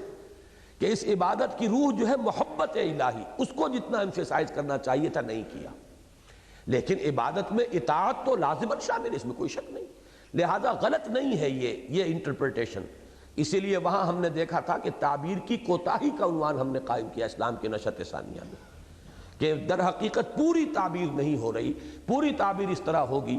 کہ عبادت کا جسد جو ہے، اس کا جسم وہ تو ہے اطاعت، کل اطاعت، لیکن اس کی روح، اس کی جان جو ہے وہ اللہ کی محبت ہے۔ نمبر 3، مسلمان قوم نہیں، امت مسلمہ اور حزب اللہ ہے۔ 100% درست، اور ان کی اصل حیثیت ایک نظریاتی جماعت، آئیڈیالوجیکل پارٹی، آئیڈیالسٹک پارٹی لکھا ہوا ہے یہاں، کی ہے، جس کا اولین مقصد اپنے نظریات کے مطابق انقلاب برپا کرنا اور اپنے نظام زندگی کو بالفعل برپا اور قائم کرنا ہے۔ صحیح ہے، اس کو بھی ہم بالکل صحیح قرار دیتے ہیں۔ نمبر 4، دنیا کے موجودہ غیر مسلموں کی ایک عظیم اکثریت قانوناً تو کافر ہے، لیکن حقیقتاً کافر نہیں ہے، اس لیے کہ ان کے سامنے اسلام کی دعوت پیش ہی نہیں کی گئی کہ ان کے انکار یا رد کر دینے کا سوال پیدا ہو۔ انہیں غیر مسلم کہنا چاہیے، کافر نہیں کہا جا سکتا۔ کافر وہ ہوتا ہے جس کے سامنے دعوت پیش کی جائے اور وہ رد کر دے، لیکن یہاں تو ہم نے دعوت صدیوں سے پیش ہی نہیں کی۔ اب بھی دعوت و تبلیغ تبلیغی جماعت بھی کر رہی تو مسلمانوں میں کر رہی ہے، صاف کہتی ہے کہ ہمارا تو دائرہ کار مسلمانوں تک محدود ہے، تو ان تک تو دعوت کا عمل جو ہے صدیاں ہو گئی کہ بند ہے۔ پہلے کبھی صوفیہ بیچارے کرتے تھے، جاتے تھے، کہیں بیٹھ گئے، معین الدین اجمیری آ گئے، کہیں کوئی اور آ گئے، اب تو وہ بازار بھی بند پڑے ہوئے ہیں۔ تو ان کے سامنے دعوت پیش کب کی گئی کہ جن کو کافر کہا جائے؟ یہ غیر مسلم ہیں جب تک اسلام قبول نہیں کرتے، لیکن یہ ہے کہ قانوناً آپ انہیں کافر سمجھیں گے، وہی ان کا سٹیٹس ہوگا جو کافروں کا ہے، لیکن ان کی اصل حقیقت کو ذہن میں رکھیے۔ نمبر 5، اسی طرح دنیا کے موجودہ مسلمانوں کی ایک عظیم اکثریت بھی صرف قانونی اور نسلی مسلمانوں پر مشتمل ہے، نہ کہ حقیقی مسلمانوں پر، اس لیے کہ نہ ان کے قلوب و اذہان میں اسلام کے نظریاتی اور اعتقاداتی اساسات واضح راسخ ہیں، نہ ان کے عمل میں اسلامی قانون کی پابندی اور شریعت کا التزام ہی پایا جاتا ہے۔ تو یہ ایک بہت اہم بات ہے۔ مسلمان بھی بس قانونی مسلمان ہیں، حقیقی مسلمان تو نہیں ہے، وہ ایمان والی بات نہیں، اعمال ان کے جو ہے کافروں والے، اور اسی طریقے سے کافر بھی بس قانونی کافر ہیں، ان کو حقیقی کافر اس معنی میں نہ سمجھیے کہ ان کے سامنے دعوت پیش ہی نہیں کی گئی۔ نمبر 6، مسلمانوں کے قومی مفادات کے تحفظ اور ان کے سیاسی حقوق کی حفاظت یا ان کی آزادی اور خود اختیاری کے حصول کی جد و جہد کا اسلام کی نشأت ثانیہ یا احیاء دین سے ہرگز کوئی تعلق نہیں۔ یہاں میرے نزدیک انتہا پسندی ہے۔ یہ میں نے بات کہی نا، اسلام اور مسلمان دو علیحدہ چیزیں بھی ہیں، لیکن یہ کہ یہ باہم ملی ہوئی بھی ہیں۔ اصل میں اسی نقطے کے تحت ہے ساری تنقید جو مسلم لیگ پر اور تحریک پاکستان پر ہوئی کہ تم مسلمانوں کا مسئلہ حل کرنا چاہتے ہو، اسلام تو اس راستے سے آئے گا نہیں۔ یہ بات صحیح تھی، اسلام نہیں آ سکتا اس راستے سے، ایک قومی جنگ ہے، یہ اسلام کی جنگ نہیں ہے۔ اور اسلام کی نگاہ میں تو مسلم قوم پرستی بھی اسی طرح کی ہے جیسی کوئی اور قوم پرستی۔ یہ مولانا کے الفاظ ہیں، کوئی فرق نہیں اس میں۔ مسلم قوم پرستی بھی نسل کی بنیاد پر نسلی مسلمان ہیں، تو آپ اپنے نسلی مفادات، اپنے قومی مفادات کے لیے لڑائی لڑ رہے ہیں، اس کا اسلام سے کوئی تعلق نہیں۔ اب میرا موقف کیا؟ اصولی اعتبار سے یہ بات درست ہے، لیکن یہ کہ مسلمانوں کے معاملے کو اس طریقے سے بالکل اس کی نفی کر دینا جو ہے، یہ انتہا پسندی ہے۔ مولانا نے فلسطین کے مسئلے پہ بھی یہی رائے دی تھی۔ میری کتاب تحریک جماعت اسلامی میں وہ اقتباسات موجود ہیں سارے، کہ ہمیں اس سے کوئی بحث نہیں، کیا ہو رہا ہے، کیا ظلم ہو رہا ہے، کیا اسرائیل کی ریاست قائم کی جا رہی ہے، کس طرح ان کو بے گھر کیا جا رہا ہے، کوئی یہ سب اصل میں سزائیں ہیں جو ہمیں مل رہی ہیں اس جرم کی کہ ہم نے اپنا اصل کام چھوڑ دیا ہے۔ ہمیں ان چیزوں سے کوئی دلچسپی نہیں ہے کہ اب ان مسئلوں کے حل کرنے میں ہم لگ جائیں، بلکہ ہم تو چاہتے ہیں، میں عرض کر رہا ہوں کہ میں اس کو اصولی اعتبار سے صحیح سمجھتا ہوں، لیکن ریئلزم کے بھی کچھ تقاضے ہیں، حقائق کے پر بھی نگاہیں رہنی چاہیے،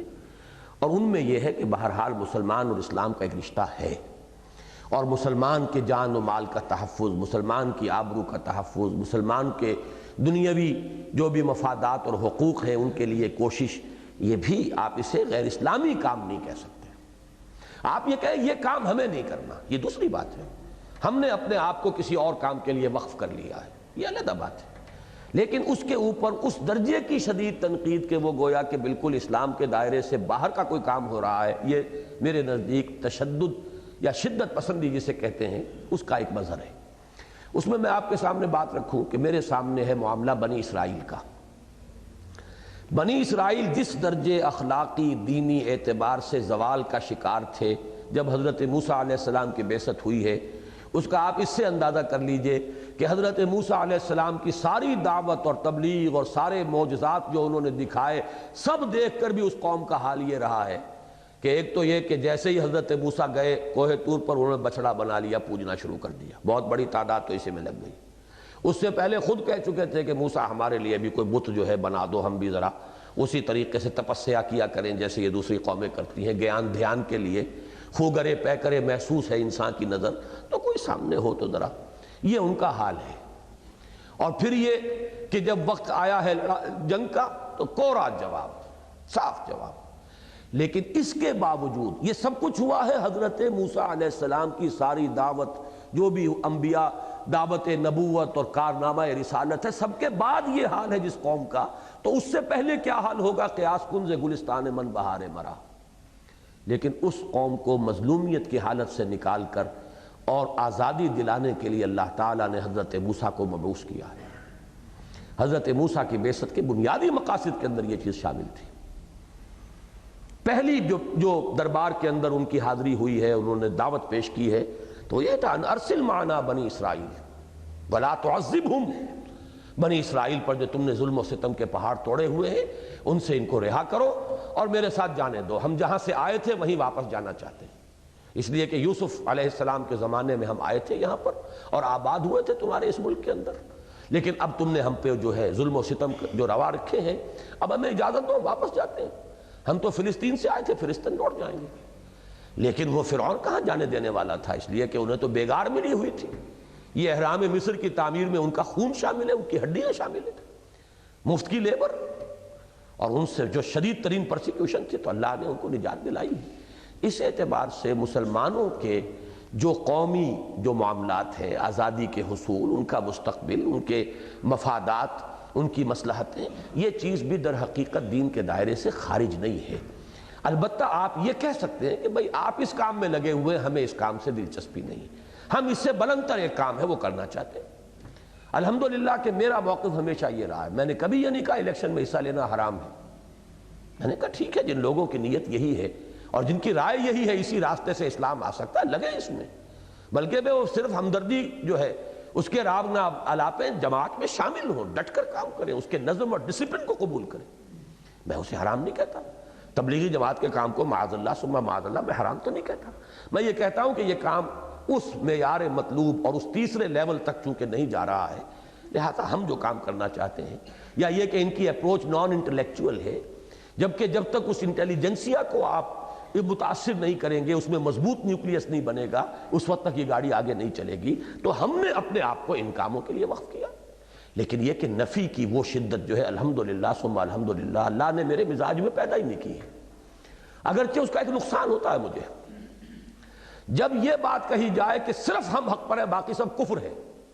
تو جو بھی آپ کے ساتھ آ جائے گا وہ بڑا پختہ ہوگا پھر آپ کے ساتھ، باقی تو سب کفر ہی ہے. لہذا اس کے اندر جو جوش ہوگا، جو جذبہ ہوگا، میں ہی میں ہوں، ہم ہی ہم ہیں اور کوئی نہیں، تو وہ کام بھی زیادہ کرتے ہیں، پھر بھاگ دوڑ بھی ہوتی ہے، جذبہ بھی ہوتا ہے، چلت پھرت بھی ہوتی ہے. جب آپ یہ کہیں بھائی حرام وہ کام بھی نہیں ہے، لیکن یہ کام ہے جو اہم تر ہے، بہتر ہے، ہمیں یہ نزدیک زیادہ ضروری محسوس ہو رہا ہے، تو پھر وہ بات نہیں ہوتی کہ جو ایک امتیازی شان کے ساتھ ہوتی ہے کہ ہم ہی ہم ہیں اور کوئی بھی نہیں. تو مجھے جو بھی نقصان اس کا پہنچا میں سمجھتا ہوں اس کو. ہماری جو رفتار کار سلو ہے اس میں اس کا بھی ایک دخل ہے کہ میں دوسرے کاموں کو بھی حرام تو نہیں کہہ رہا نا، کفر تو نہیں کہہ رہا اس اعتبار سے، لیکن یہ کہ میں اسے شعوری طور پر قبول کرتا ہوں کہ نہیں، البتہ یہ جو وسعت نظر ہے، وسعت قلب ہے، اس کو برقرار رکھنا چاہیے. ان دی لانگ رن یہی دین کے لیے اور امت کے لیے اور ملت کے لیے مفید نقطہ نظر یہی ہے. نمبر 7 یہ کنکلوڈنگ پیرا ہے. کرنے کا اصل کام یہ ہے کہ اولاً بلا لحاظ مذہب و ملت پوری نوع انسانی کو بندگی رب کی طرف پکارا جائے اور اسلام کی نظریاتی اساسات کو شعوری طور پر قبول کرنے کی دعوت دی جائے. پھر سابق غیر مسلموں یا نسلی مسلمانوں میں سے جنہیں بھی اللہ تعالیٰ اسلام کو شعوری طور پر قبول کرنے کی توفیق عطا فرمائے، ان کی قوتوں کو ایک ہیئت تنظیمی کے تحت مجتمع کر کے غلبہ دین حق یا حکومت الہیہ کے قیام کی منظم جد و جہد کی جائے. اس پر نوٹ یہ پڑھ لیجئے کہ واضح رہے کہ جب جماعت اسلامی کے قیام کے کچھ عرصے بعد مولانا اصلاحی کا قرآنی فکر بھی اس تحریک کے ساتھ شامل ہوا، مولانا اصلاحی صاحب تاسیسی اجلاس میں شریک نہیں تھے، بلکہ یہ کہ مولانا منظور نعمانی نے انہیں آمادہ کیا کہ وہ بھی جماعت میں شامل ہو جائیں. پھر یہ کہ شروع میں ظاہر بات ہے کہ ان کا جب تک کہ وہ رہے اپنے وہیں سرائے میر میں تو ان کا وہ حصہ جماعت میں نہیں تھا. یہ جب منتقل ہو کر دارالاسلام میں آ گئے تو پھر انہوں نے لکھنا بھی شروع کیا. ترجمان القرآن کے اندر دعوت دین نامی کتاب جو ہے مولانا اصلاحی کی، یہ اس دور کی ہے، جو اشارات یعنی ایڈیٹوریل کے طور پر شائع ہوئی ہے، وہ بالاقساط ترجمان القرآن میں. تو اب فکر قرآنی جو مولانا اصلاحی صاحب کے پاس اپنے استاذ حمید الدین فراہی رحمۃ اللہ علیہ کا تھا، وہ بھی، اور ابو الکلام کی یہ دعوت اور جو جس کے امین اور وارث بنے مولانا مودودی، ان دونوں چیزوں کا قران ہو گیا. یہ دونوں چیزیں جمع ہو گئیں اور یہ بہت بڑی شے تھی. اس کا ایک نتیجہ یہ نکلا کہ حکومت الہیہ کی اصطلاح سرے سے متروک ہو گئی اور اس کی جگہ شہادت حق اور اقامت دین کی خالص قرآنی اصطلاحوں نے لے لی. نمبر 8 اس جد و جہد میں اولین اہمیت علمی و فکری انقلاب کو حاصل ہے. پھر عملی و اخلاقی تبدیلی اور معاشرتی اصلاح کو، نظام حکومت کی تبدیلی کا مرحلہ ان سب کے بعد آتا ہے. یہ 8 پوائنٹس ہیں جو میری کتاب جو ہے تحریک جماعت اسلامی، اس کا دور اول والا جو حصہ ہے تقریباً 80 صفحات کا، یہ اس کا نچوڑ ہے جو میں نے یہاں بیان کر دیا ہے. اب جو میری رائے ہے وہ پڑھیے. ہمارے نزدیک اس موقف میں انتہا پسندی کی شدت تو ہے، لیکن اس میں کوئی شک نہیں کہ اسلام کا ٹھیٹھ نظریاتی اور اصولی موقف یہی ہے. اب اس سے زیادہ تائید کے لیے زوردار الفاظ تو اور ممکن نہیں. اسلام کا ٹھیٹھ نظریاتی اور اصولی موقف یہی ہے. مسلمان قوم نہیں ہے، مسلمان امت ہے، حزب ہیں، اللہ کی پارٹی ہے. قومی مسائل وہ اپنی جگہ پر ہیں، لیکن یہ کہ مسلمان کا اصل کام اسلام کے لیے جان دینا ہے، غلبہ اسلام کی جد و جہد ہے.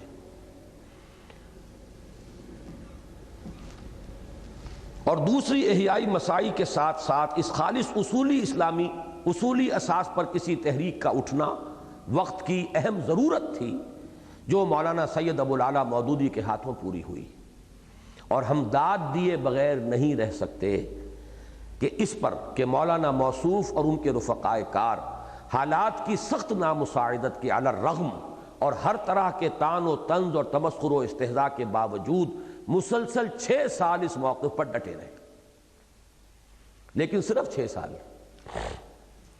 پارٹیشن کے بعد ایک دم ایک ٹرن لیا ہے۔ یہ 6 سال 41 سے سن 47 تک کے ہیں،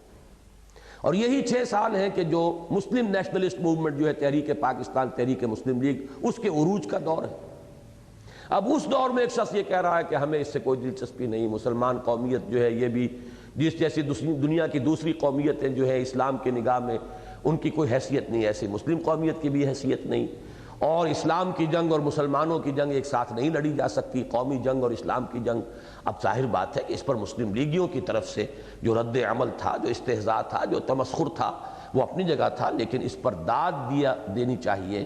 کہ ڈٹے رہے اس موقف پر، اسی پر چلتے رہے، اسی پر کام کیا، اور ایک جمعیت جو ہے مولانا مودودی نے اپنی وہی جو محنت اور پابندی کے ساتھ کام کرنے کا جو جذبہ ہے، اس کے نتیجے میں انہوں نے ایک جمعیت فراہم کی۔ نتیجتاً عظیمت کی نہایت اعلیٰ مثالیں چشم فلک نے دیکھیں، اور تاریخ دعوت و عظیمت میں ایک نہایت درخشاں باب کا اضافہ ہو گیا۔ اس طرح گویا وہ کام جسے احیاء اسلام کے راست اقدام سے تعبیر کیا جا سکتا ہے، جس کا ابتدائی خاکہ بلو پرنٹ مولانا ابوالکلام آزاد مرحوم نے تیار کیا تھا، عملاً مولانا مودودی کے ہاتھوں شروع ہوا۔ لیکن افسوس کہ خوش درخشید ولے شعلہ مستعجل بود، چمکا تو خوب تھا، بھڑکا تو خوب تھا، لیکن شعلہ جلدی بجھ بھی گیا کہ مصداق مولانا مودودی اور جماعت اسلامی اس بلند و بالا موقف پر زیادہ دیر تک قائم نہ رہ سکے، اور سن 47 میں جیسے ہی مسلمانان ہند کی قومی تحریک کامیابی سے ہمکنار ہوئی اور پاکستان کے نام سے ایک آزاد مسلمان ریاست قائم ہوئی، اور متعدد اسباب سے ایک توقع سی نظر آئی کہ یہاں اسلام کے نام پر ایک سیاسی تحریک چلائی جا سکتی ہے، انہوں نے اپنے اصولی موقف کو ترک کر کے بغیر اس کے کہ کوئی علمی و فکری انقلاب آیا ہو یا اخلاقی و عملی تبدیلی معاشرے میں برپا ہوئی ہو، نظام حکومت کی اصلاح کے لیے عملی سیاسیات کے میدان میں قدم رکھ دیا۔ لیکن جیسے جیسے وقت گزرتا گیا وہ توقع تو موہوم سے موہوم تر ہوتی چلی گئی۔ البتہ سیاست کی سنگلاخ وادی میں یہ تحریک وَلَكِنَّهُ أَخْلَدَ إِلَى الْأَرْضِ کے مصداق پست سے پست تر موقف اختیار کرنے پر مجبور ہوتی چلی گئی۔ اس کی پوری تفصیل جو ہے وہ تحریک جماعت اسلامی کا پھر وہ حصہ دوم ہے، کیسے اب قومی راگ الاپے گئے، اور ہمارا قومی مسئلہ اور قومی جد و جہد، اور قومی جو پہلے قومی کا لفظ جو ہے وہ انتہائی متروک، انتہائی مبغوض تھا، اب اسی کے اوپر قومی جد و جہد، جس کو میں نے اپنی اس کتاب میں کنکلوڈ کیا ہے کہ جماعت اسلامی ایک اصولی اسلامی انقلابی جماعت سے ہٹ کر ایک اسلام پسند قومی سیاسی جماعت بن گئی۔ پہلے خیال تھا کہ خالص اسلام کے نام اور محض اپنے زور بازو کے بل پر یہ مرحلہ سر ہو جائے گا، لہذا کمال شان استغنا کے ساتھ دوسری سیاسی جماعتوں کے اشتراک عمل کی پیشکشوں کو ٹھکرا دیا گیا۔ جب پنجاب کے سن 51 کے الیکشن کے بعد یہ مغالطہ دور ہوا تو خیال ہوا کہ مذہب کے نام پر دوسری مذہبی جماعتوں کے تعاون سے مہم سر کی جائے۔ پھر جب معلوم ہوا کہ یہ بھی ممکن نہیں اور چڑھائی اتنی سخت ہے کہ گاڑی سیکنڈ گیئر میں بھی آگے نہیں بڑھ سکتی، تو گویا ٹاپ گیئر آزمایا گیا، بلکہ فرسٹ گیئر کہنا چاہیے، ٹاپ گیئر تو عام طور پر شاید کہتے ہیں تھرڈ کو، اور ایک درجہ اور نیچے اتر کر محض جمہوریت کے نام پر مذہبی اور لادینی تمام عناصر کے ساتھ مل کر آگے بڑھنے کی کوشش کی گئی۔ یہ تنزل کے وہ مراتب ہیں کہ پہلے اعتماد تھا اپنی طاقت پر، لہذا جب پہلا الیکشن کے میدان میں جماعت اتری ہے تو بڑا ایک اصولی اسلامی موقف، پنچایتی نظام، امیدواری حرام، پارٹی ٹکٹ لعنت، اور یہ تو پنچایت سے لوگ جو ہیں ان کو منتخب کیا جائے، وہ خود ووٹ نہیں مانگیں گے بلکہ لوگ ان کے لیے ووٹ مانگیں گے، ان کی خوشامد کریں گے کہ آئیے الیکشن لڑیے، آپ ہماری ضرورت ہیں، ہم آپ چاہتے ہیں کہ آپ ہماری نمائندگی کریں، وہ کوئی پیسہ خرچ نہیں کریں گے، پنچایتوں کو خرچ کرنا ہوگا۔ اور یہ کہ اس میں اس زمانے میں یہ دو جماعتیں مل کر ایک جماعت بنی تھی اپوزیشن کی، سہروردی صاحب کی جماعت تھی عوامی لیگ، عوامی مسلم لیگ، اور دوسری جماعت تھی جناح لیگ جو ممدوٹ صاحب نے بنائی تھی۔ دونوں جمع ہو کر جناح عوامی مسلم لیگ بنی تھی اس وقت، اور انہوں نے مولانا مودودی سے بھی کانٹیکٹ کیا تھا کہ آپ بھی ہمارے ساتھ شامل ہو جائیں تو یہ دولتانہ کے قسم کے لوگ جو ہیں ان کو شکست دی جا سکے۔ مولانا نے کہا کہ ہمارا آپ کا اصولی اختلاف ہے، ہم آپ کا ساتھ نہیں دے سکتے۔ لیکن وہی مولانا مودودی، وہی جماعت اسلامی، جب یہ محسوس ہوا کہ اپنے بل پر تو ایک آدمی بھی نہیں آیا، پنچایتی نظام سے ایک بھی نہیں آیا، مولوی محی الدین لکھوی صاحب جو تھے وہ بھی اپنے وہ اہل حدیث، ایک کانسٹیچوئنسی ایسی تھی جس میں اہل حدیث ووٹر زیادہ تھے، اس کی بنا پر آئے تھے، وہ پنچایتی نمائندے نہیں تھے۔ جماعت اسلامی نے انہیں اڈاپٹ کیا تو پہلی پروونشل اسمبلی جو پنجاب کی بنی اس میں ایک تھا جماعت کا آدمی، وہ بھی اڈاپٹڈ تھا، جماعت کے پنچایتی نظام سے منتخب نہیں ہوا تھا۔ اس کے بعد وہ کوشش ہوئی کہ علماء کو ملائیں، ساتھ لے کر چلیں، لیکن معلوم یہ ہوا کہ اس میں بھی جان نہیں ہے۔ بہرحال اس میں یہ سمجھتا ہوں، اب ریٹروسپیکٹ میں جب دیکھتا ہوں کہ اگر اسی کو لے کر چلتے، انتخاب میں حصہ نہ لیا ہوتا تو علماء کا ایک متحدہ محاذ بن سکتا تھا اور وہ بہت طاقتور ہوتا۔ لیکن جب آپ انتخاب میں پاور پالیٹکس کے ایک فریق بن کر آ گئے تو اب ظاہر بات ہے کہ آپ کی حیثیت ہی بدل گئی، لہذا اس کے بعد دن بدن نیچے ہی گئے ہیں۔ پھر یہ کہ علماء کے اتحاد یا دینی جماعتوں کے اتحاد سے بھی کچھ نہیں ہو سکتا، تو اب چلو سہروردی کے ساتھ ہی پینگیں بڑھائی ہیں پھر، اور وہ ایوب خان کے خلاف جو محاذ بنا ہے اور محترمہ فاطمہ جناح کے سپورٹ کے لیے، اس میں سب سے پہلا اتحاد جو مولانا نے کیا اسی سہروردی کے ساتھ کیا، جو ہمارے ہاں کی سیاست میں یوں سمجھیے کہ ذرا آگے قدم بڑھائیں تو جو سیوکارنوں کا کردار تھا وہی پاکستان ہندوستان کے سیاستدانوں میں سہروردی صاحب کا کردار تھا۔ یہ ہے وہ درجہ بدرجہ گرنا، نیچے سے نیچے چلے گئے، ہاتھ پلے کچھ نہیں آیا آج تک۔ یہ اصل میں وہ غلطی ہے، وہ تحریک جو اصل میں بہت بلند تحریک تھی اصولی اعتبار سے، بہت اونچی، اس کے موقف کے یہ 8 نقطے آپ کو حفظ ہو جانے چاہیے، لیکن افسوس کہ اس تبدیلی موقف نے اس کو بالکل پستی کے اندر گرا کر اب وہ ایک خالص سیاسی جماعت ہے جو سیاسی کھیل کے اندر ادھر یا ادھر بدن ڈال کر پاسنگ کی حیثیت سے اس کا مقام ہے، لیکن خود ان کے، وہ تو سب کو معلوم ہے کہ الیکشن جب بھی ہوگا ان کے تو وہی معدود ڈھاک کے 3 پات آئیں گے، اس سے زیادہ کا کوئی امکان نہیں۔ سابق صدر ایوب مرحوم کا پورا 11 سالہ دور حکومت اسی بحالی جمہوریت کی مہم کے نظر ہو گیا، لیکن جب ان کے اقتدار کی عمارت گری تو اس کے ملبے سے کچھ اور ہی برآمد ہو گیا۔ شامت اعمال ماں صورت بھٹو گرفت۔ ہمارے پیش نظر اس وقت نہ تو تاریخ نگاری ہی ہے، نہ جماعت اسلامی کے مستقبل کے بارے میں کوئی پیش گوئی یا قیاس آرائی، نہ ہم اس وقت اس بحث میں الجھنا چاہتے ہیں کہ مولانا مودودی کے اس انقلاب حال کے اسباب کیا تھے، یعنی مولانا ابوالکلام آزاد نے ٹرن لیا تھا تو اس کے اسباب کیا تھے، اس پر تو ہم نے کچھ گفتگو کی ہے، لیکن اس وقت یہ ہے کہ مولانا مودودی کے اس جو انقلاب حال ان کا ہوا ہے اس کے اسباب کیا تھے، وہ ہمارا اس گفتگو کا موضوع نہیں۔ اس پر ہم اپنی تالیف تحریک جماعت اسلامی ایک تحقیقی مطالعہ میں مفصل بحث کر چکے ہیں۔ ہمیں اس معاملے کے جس پہلو سے اصل دلچسپی ہے وہ یہ ہے کہ جماعت اسلامی کے اس انتقال موقف سے احیاء اسلام کی ہمہ جہتی عمل میں، احیاء اسلام کے ہمہ جہتی عمل میں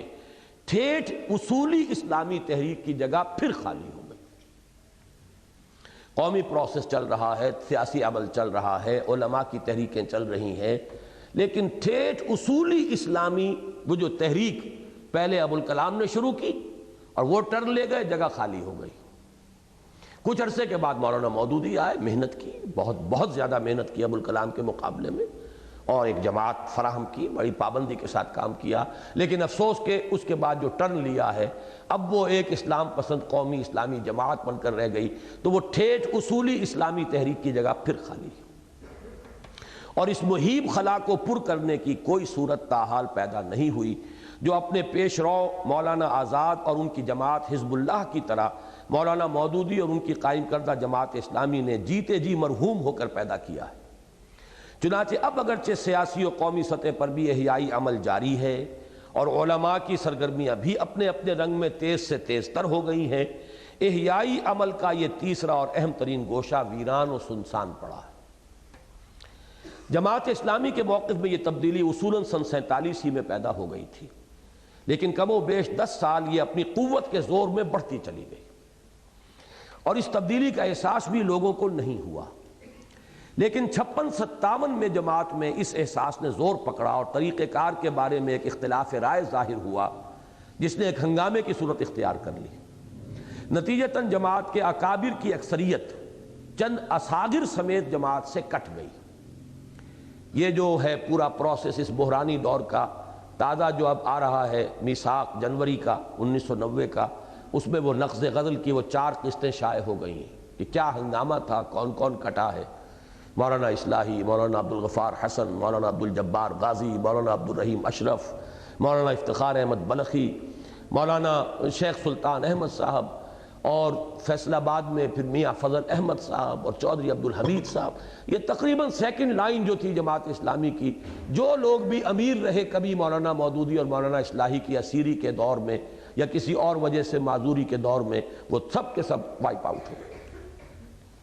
اور کچھ چھوٹے بھی تھے، جن میں ایک چھوٹا میں بھی تھا، ایک کارکن تھا نوجوان 24-25 برس کی عمر۔ ایسے تو بہت سے لوگ علیحدہ ہوئے، یہ ہمارے بیٹھے ہوئے ہیں، اب سفید داڑھی ان کی بھی ہو گئی ہے میری طرح، لیکن یہ کہ نجیب صاحب بھی اسی دور کے کٹے ہوئے، بھائی جمیل صاحب بزرگوں میں سے، وہ بھی یہاں موجود ہیں اس وقت۔ لیکن یہ کہ جماعت کی ایک بڑی نفری کٹ گئی تھی، خاص طور پر شورا جو ہوتی تھی 20 افراد پر تقریباً مشتمل، اس کی تو یوں سمجھیے کہ جان نکل گئی۔ یہی حضرات تھے جو ہمیشہ دوسرے درجے پر، دوسرے نمبر پر ہمیشہ جماعت میں سمجھے گئے، مولانا اصلاحی صاحب، مولانا عبدالجبار غازی، مولانا عبدالرحیم اشرف، مولانا عبدالغفار حسن، یہ سب کے سب جو ہیں جماعت سے کٹ گئے۔ سعید ملک صاحب جو جماعت پنجاب کے امیر تھے، یہ ارشاد احمد حقانی صاحب، یہ ان نوجوانوں میں سمجھیے، وہ مجھ سے 1-8 سال بڑے ہوں گے، میرے ہی ساتھ کے تھے، اس وقت تسنیم کے ایڈیٹر تھے۔ سعید ملک صاحب جو اس دوسرے لیول کے آدمی تھے، وہ جماعت پنجاب کے امیر تھے۔ تو اس طرح کی ایک جماعت جو ہے، جماعت کا ایک حصہ کٹا، چند اصاغر سمیت جماعت سے کٹ گئی۔ ان اصاغر میں سے ایک ان سطور کا راقم بھی ہے۔ بعد ازاں بڑے تو اپنے بڑے بڑے کاموں میں مشغول و مصروف ہو گئے۔ اب یہ میرا ایک فقرہ ہے، مطلب یہ کہ اگرچہ میں اس کو اپروو نہیں کرتا، کرنے کا کام تو یہ تھا کہ میدان میں آتے اور اسی تحریک کو ریوائیو کرتے، اور جو اختلافات ہوئے تھے ان سے ہٹ کر، جو خرابیاں جن کی نشاندہی کی تھی ان سے بچ کر، اور اسی تحریک کو لے کر چلتے، اس لیے کہ اس بنیادی موقف میں تو کوئی اختلاف نہیں۔ لہذا یہ یقیناً ایک بہت بڑی کوتاہی، بڑی مجرمانہ تقصیر ہے ان اکابر کی کہ جن کو فوری طور پر جو ہے ایک دوسری متبادل تنظیم اور تحریک کا آغاز کر دینا چاہیے تھا۔ لیکن میں نے ان کے ساتھ یہ نرمی برتی ہے اس مضمون میں کہ وہ تو اپنے بڑے کاموں میں مصروف ہو گئے، کوئی تفسیر لکھنے میں لگ گیا، کسی نے مدرسہ بنا لیا، کسی نے کچھ اور کیا، اجمل باغ میں سردار اجمل خان لغاری نے مدرسہ بنا لیا، مولانا عبدالجبار غازی صاحب نے پنڈی میں مدرسہ شروع کر دیا، مولانا اصلاحی صاحب نے کچھ اور کام شروع کر دیے، تصنیف و تالیف، تفسیر کا لکھنا، یہ تو اپنے کاموں میں مصروف ہو گئے۔ لیکن یہ چھوٹا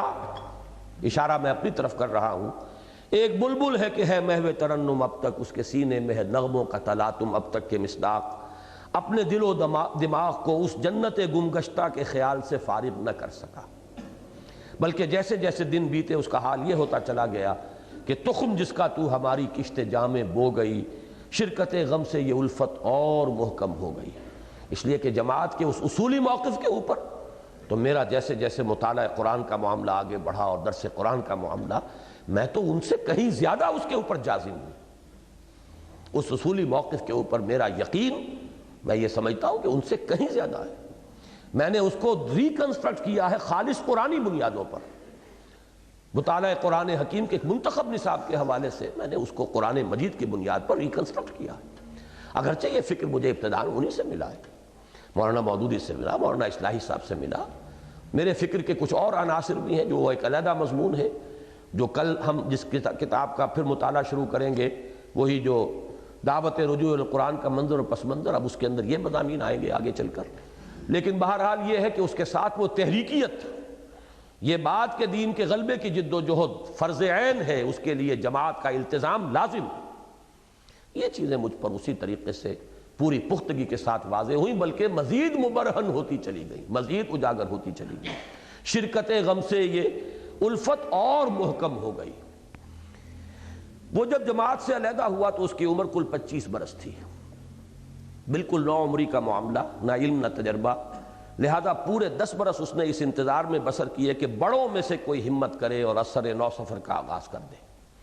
لیکن اللہ کو یہ بھی منظور نہ ہوا تاں کہ سن 66-67 میں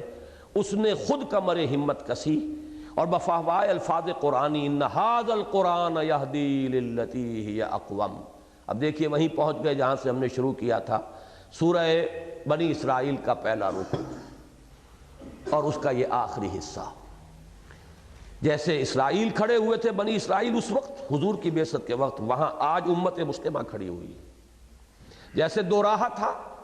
کہ چاہو تو قرآن کے دامن میں آ جاؤ، رحمت خداوندی تمہیں اپنے سائے میں لے لے گی، ورنہ تمہارے لیے ان عدتم عدنا، عذاب الہی کی شاہراہ پر تو تم بگٹٹ دوڑ ہی رہے ہو۔ یہی معاملہ اس وقت اس امت کا ہے کہ رجوع کرے قرآن کی طرف، پلٹے قرآن کی طرف اسی کیفیت کے ساتھ، قرآن اور جہاد جو آج ہم نے صبح مضمون پڑھا ہے، تو یہ کہ احیاء اسلام اور غلبہ دین کی جد و جہد اثر نو شروع ہو جائے گی۔ لیکن یہ نہیں کرتے ہو تو پھر ان عدتم عدنا، وہ عذاب کے کوڑے برستے رہیں گے۔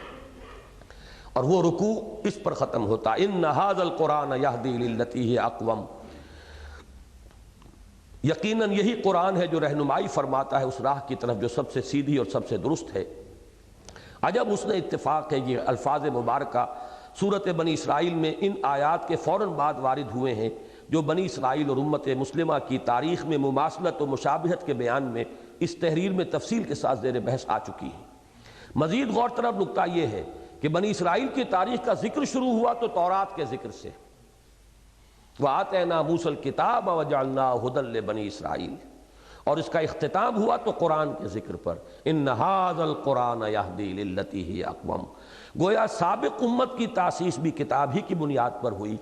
اور اس کے معزول کیے جانے کے بعد نئی امت مسلمہ کی تاسیس بھی الکتاب ہی کی بنیاد پر ہوئی، تو ظاہر ہے کہ اس کی تجدید کے لیے بھی مبنی اور اساس قرآن کے سوا اور کوئی نہیں بن سکتی، گر تمی خواہی مسلمان زیستن، نیست ممکن جز بقرآن زیستن۔ پھر پلٹیے صفحہ،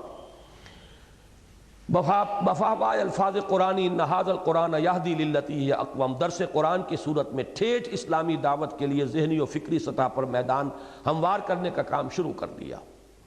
اس کے کام کو اللہ تعالیٰ نے شرف قبول عطا فرمایا، اور چند ہی سالوں میں اس کے قائم کردہ حلقہ مطالعہ قرآن کی کوکھ سے مرکزی انجمن خدام القرآن لاہور برآمد ہو گئی،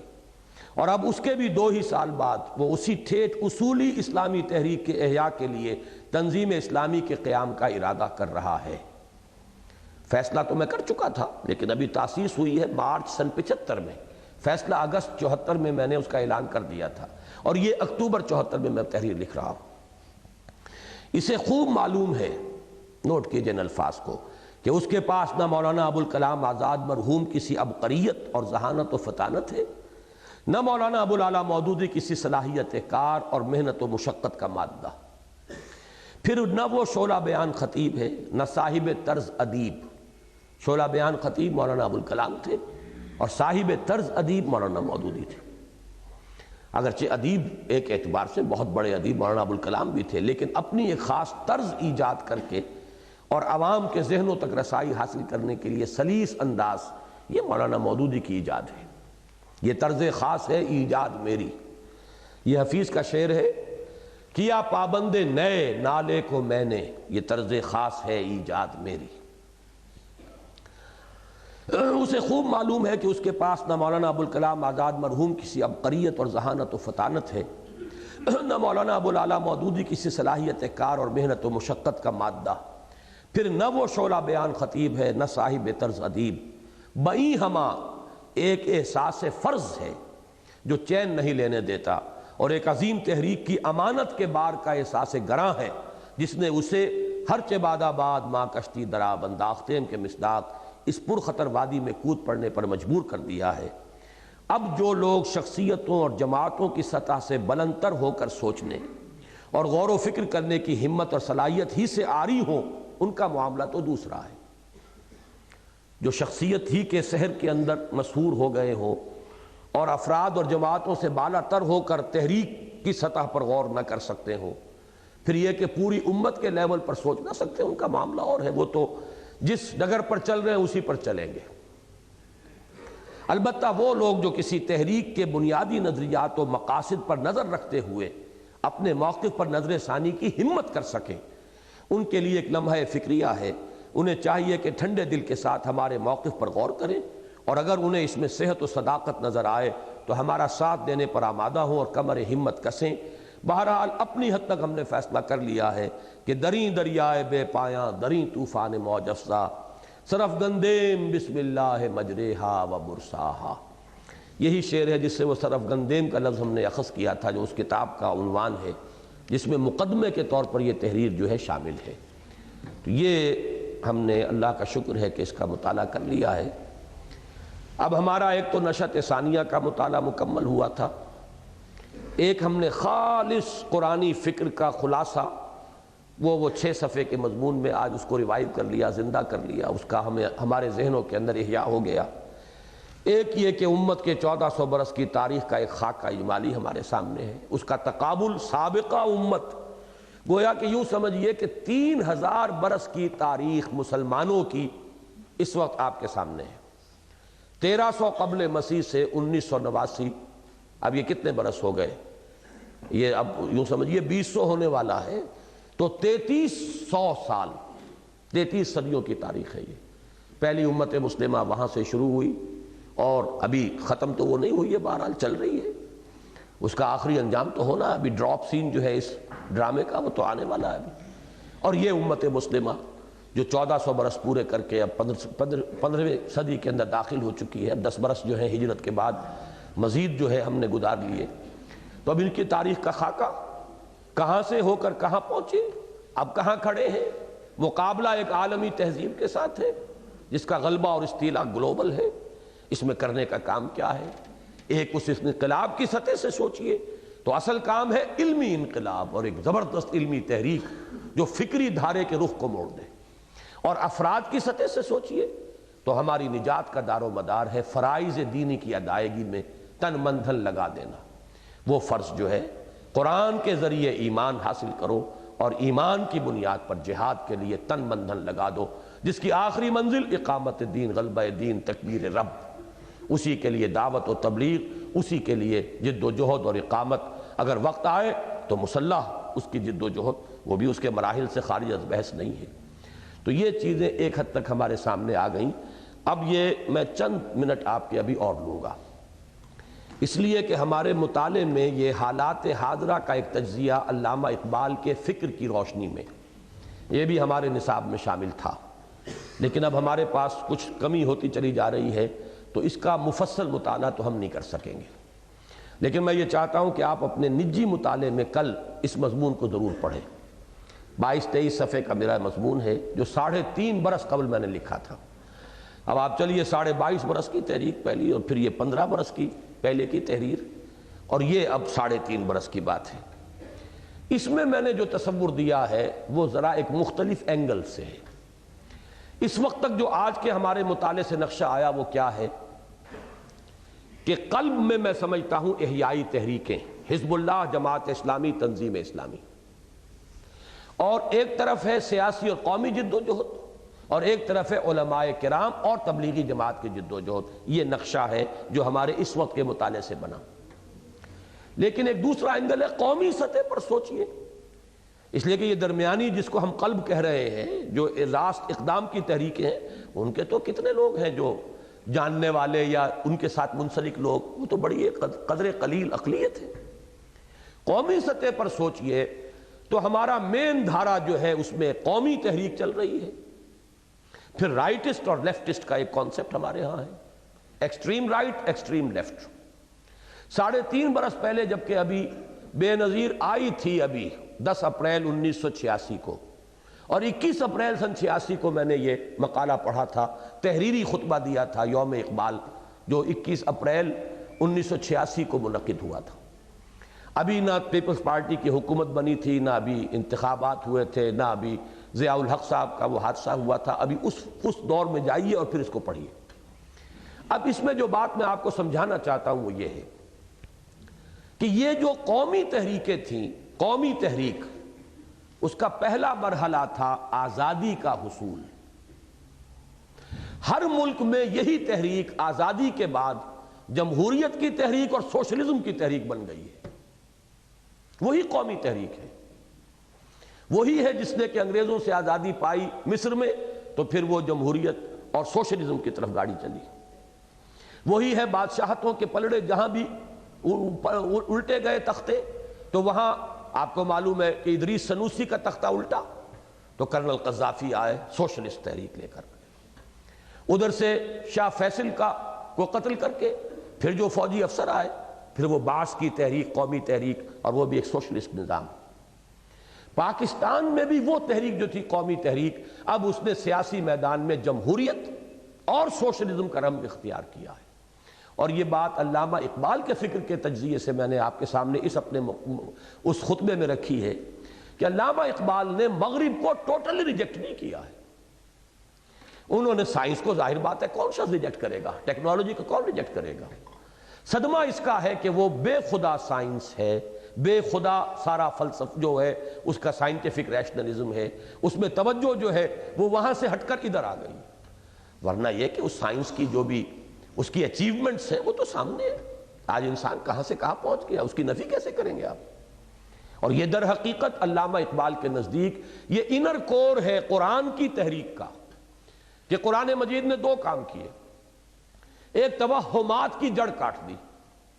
مثلا ایک وہمی خیال یہ ہوتا تھا کبھی زلزلہ کیوں آتا ہے جی؟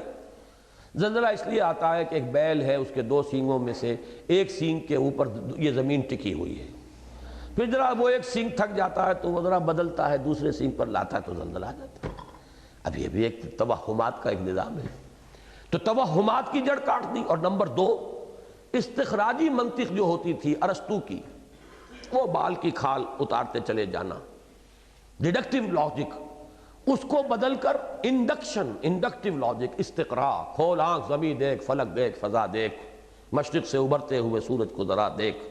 افلا ينظرون الى الابل كيف خلقت والى السماء كيف رفعت والى الجبال كيف نصبت والى الارض كيف سطحت۔ یہ دو کام قرآن نے کیے ہیں جس کے نتیجے میں سائنس اور ٹیکنالوجی پروان چڑھی۔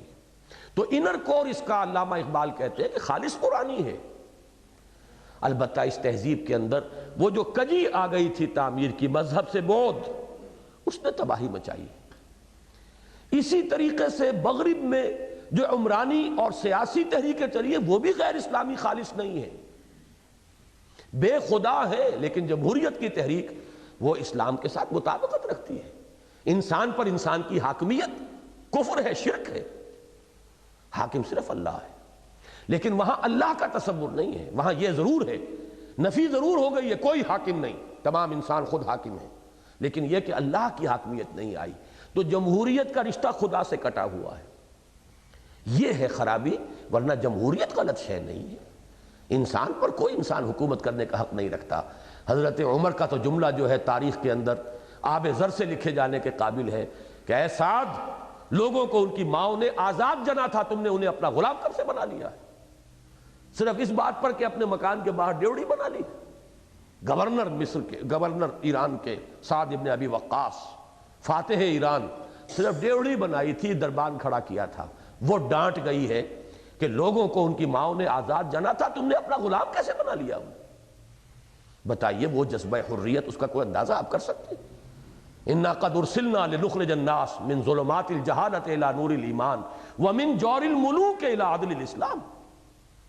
اسی طرح جاگیرداری، سرمایہ داری، سود کے ہتھ کنڈے، ان کے ذریعے سے ارتکاز دولت ایک طرف ہوتا چلا جا رہا ہے۔ شاہ ولی اللہ کہتے ہیں یہ دو دھاری تلوار ہے جس سے معاشرہ انسان کا کٹتا ہے، ایک طرف دولت کا ارتکاز ہو رہا ہے تو عیش ہوں گے، عللے تللے ہوں گے، عیاشیاں اور بدماشیاں ہوں گی، دوسری طرف احتیاج ہے، انسان حیوان کے درجے کو گر جاتا ہے۔ ان تمام چیزوں کا سد باب اسلام چاہتا ہے، البتہ ہوا کیا ہے؟ وہاں وہ سارا ارتقاء سائنس کا بھی ہوا تو خدا کی نفی کرتے ہوئے یا اس کو خارج از بحث قرار دیتے ہوئے، اور یہ جو سوشل ایوولوشن کا پروسیس ہوا یہ بھی خدا سے دور، وحی آسمانی سے دور، کتابوں سے دور از خود ہو رہا ہے۔ لہذا بے خدا جمہوریت، بے خدا سوشلزم، یہ ہے اصل فساد، ورنہ جمہوریت اور سوشلزم وہ تو عین مطلوب اقدار ہیں، وہ تو اسلام چاہتا ہے۔ کس نہ باشد در جہاں محتاج کس، وہ کیا ہے دوسرا جملہ؟ نقطہ شرع مبینی نست و بس. اور یہ زمین جو ہے یہ متاع بندہ ہو ملک خداست. شاہ ولی اللہ کہتے ہیں زمین وقف ہے. حضور نے فرمایا ہے کہ میرے لیے پوری زمین مسجد بنا دی گئی، اور مسجد جو ہے وقف ہوتی ہے، وہ ملکیت کسی کی نہیں ہوتی. جیسے مسجد میں کوئی شخص آ کر بیٹھ گیا، آپ نہیں اٹھا سکتے اسے. کوئی آپ کا نیچ کمی کاری آ کر بیٹھ گیا ہے وہاں پر، مسلمان ہے، آپ نہیں اٹھا سکتے.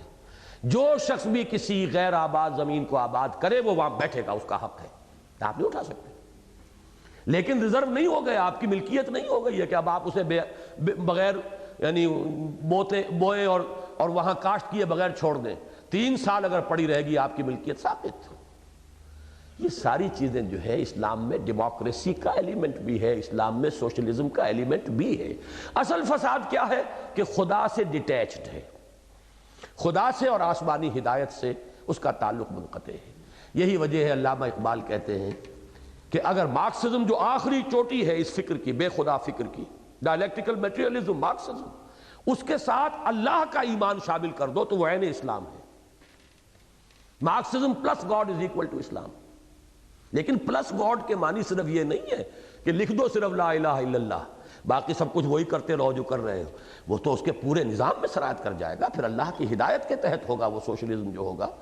اس کے قوانین کے تابع ہوگا اس کے اندر. لیکن یہ کہ مقاصد وہی ہوں گے جو سوشلزم کے، وہی مقاصد ہوں گے جو جمہوریت کے ہیں.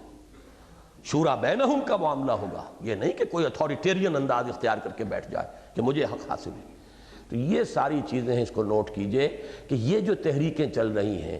ان میں ایک سیاسی مخالفت کی وجہ سے ایک وقت میں 313 علماء کا فتویٰ آ جاتا ہے سوشلزم کفر ہے. اس کا نتیجہ کیا نکلتا ہے؟ سمجھا یہ جاتا ہے کہ جو اس وقت کا نظام ہے وہ عین اسلام ہے، حالانکہ وہ بدتر ہے اس سے.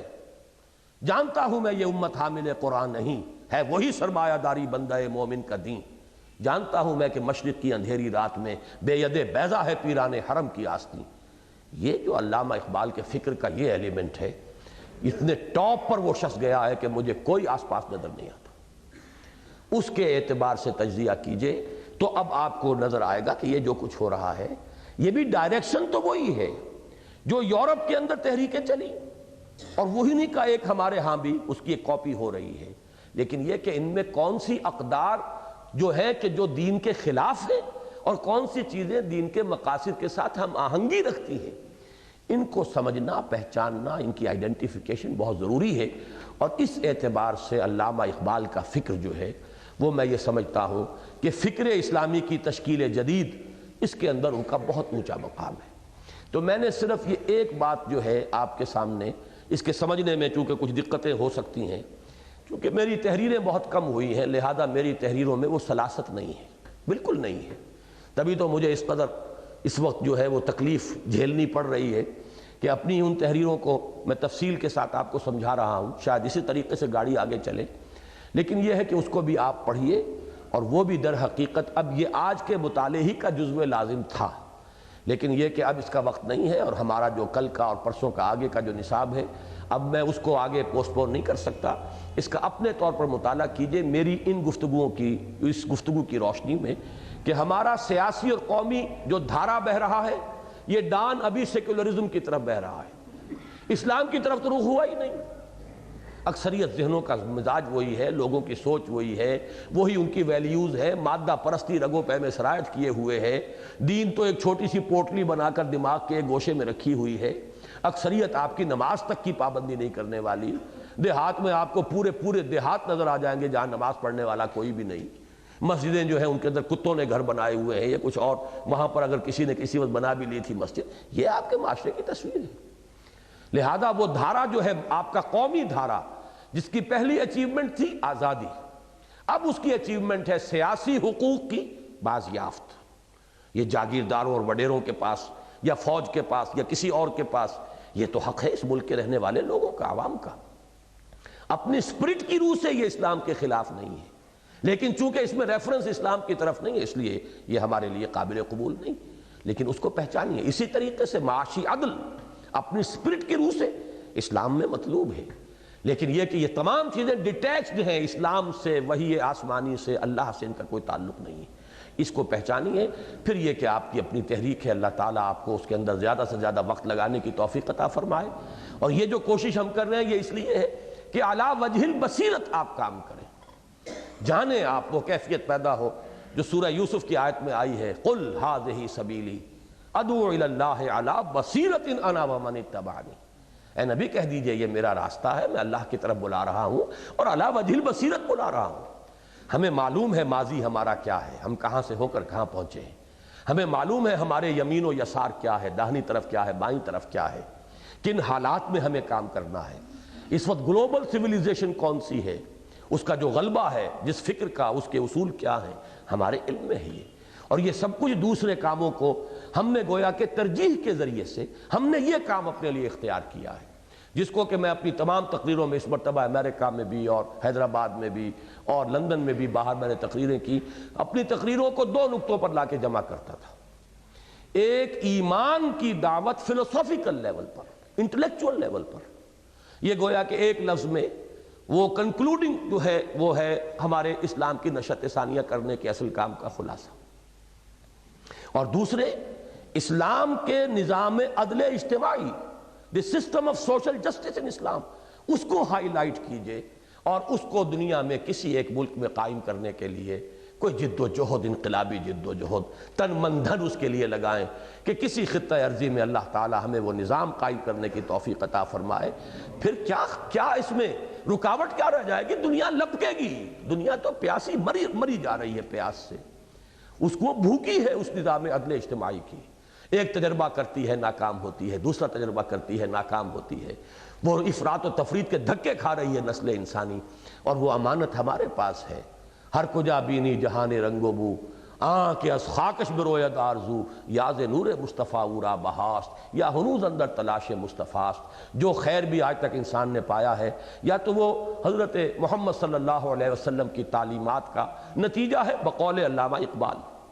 رینائسنس بھی اسی کا نتیجہ ہے، یہ سوشل ایولیوشن کا پروسیس بھی. لیکن بس ہوا کیا ہے کہ یورپ میں جب اس کا آغاز ہوا، مذہب سے نفرت، ایک بعد، ایک رد عمل، ایک ریئیکشن اس درجے شدید تھا کہ ان تمام چیزوں کا تعلق دین اور مذہب سے جو ہے منقطع ہو کر رہ گیا. یہ دجالی فتنہ ہے، جیسے کہ میں نے 2-3 جمعوں میں بیان کیا. ایک آنکھ بند ہے اس کی، روحانی آنکھ بند ہے، دینی آنکھ بند ہے. مادی آنکھ کھلی ہوئی ہے اور بڑی ڈٹ کر کھلی ہوئی ہے. کہاں سے کہاں اس مادی آنکھ نے اس کو پہنچا دیا ہے. یہ یک چشم افریت جو ہے، یہ تہذیب حاضر، یہ جدھر نوع انسانی کو لے کر جا رہی ہے، اس کا اگر کوئی مسئلہ ہے، مداوع ہے، حل ہے تو ہمارے پاس. لیکن ہم مست رکھو ذکر و فکر صبح گاہی میں، اسے رکھو، ان کو لگائے رکھو انہی کاموں کے، انہی جھگڑوں میں رکھو. دعا ہے بھی کہ نہیں فرض نماز کے بعد، اور رفع یدین ہے کہ نہیں، یہی مسئلے ہیں، انہی کے اوپر دماغ ان کے ٹکائے رکھو. باقی یہ حقائق جو ہیں، چشم مسلم سے رہے پوشیدہ یہ آئیں تو خوب. بلکہ اقبال کا شعر تو یہ ہے، چشم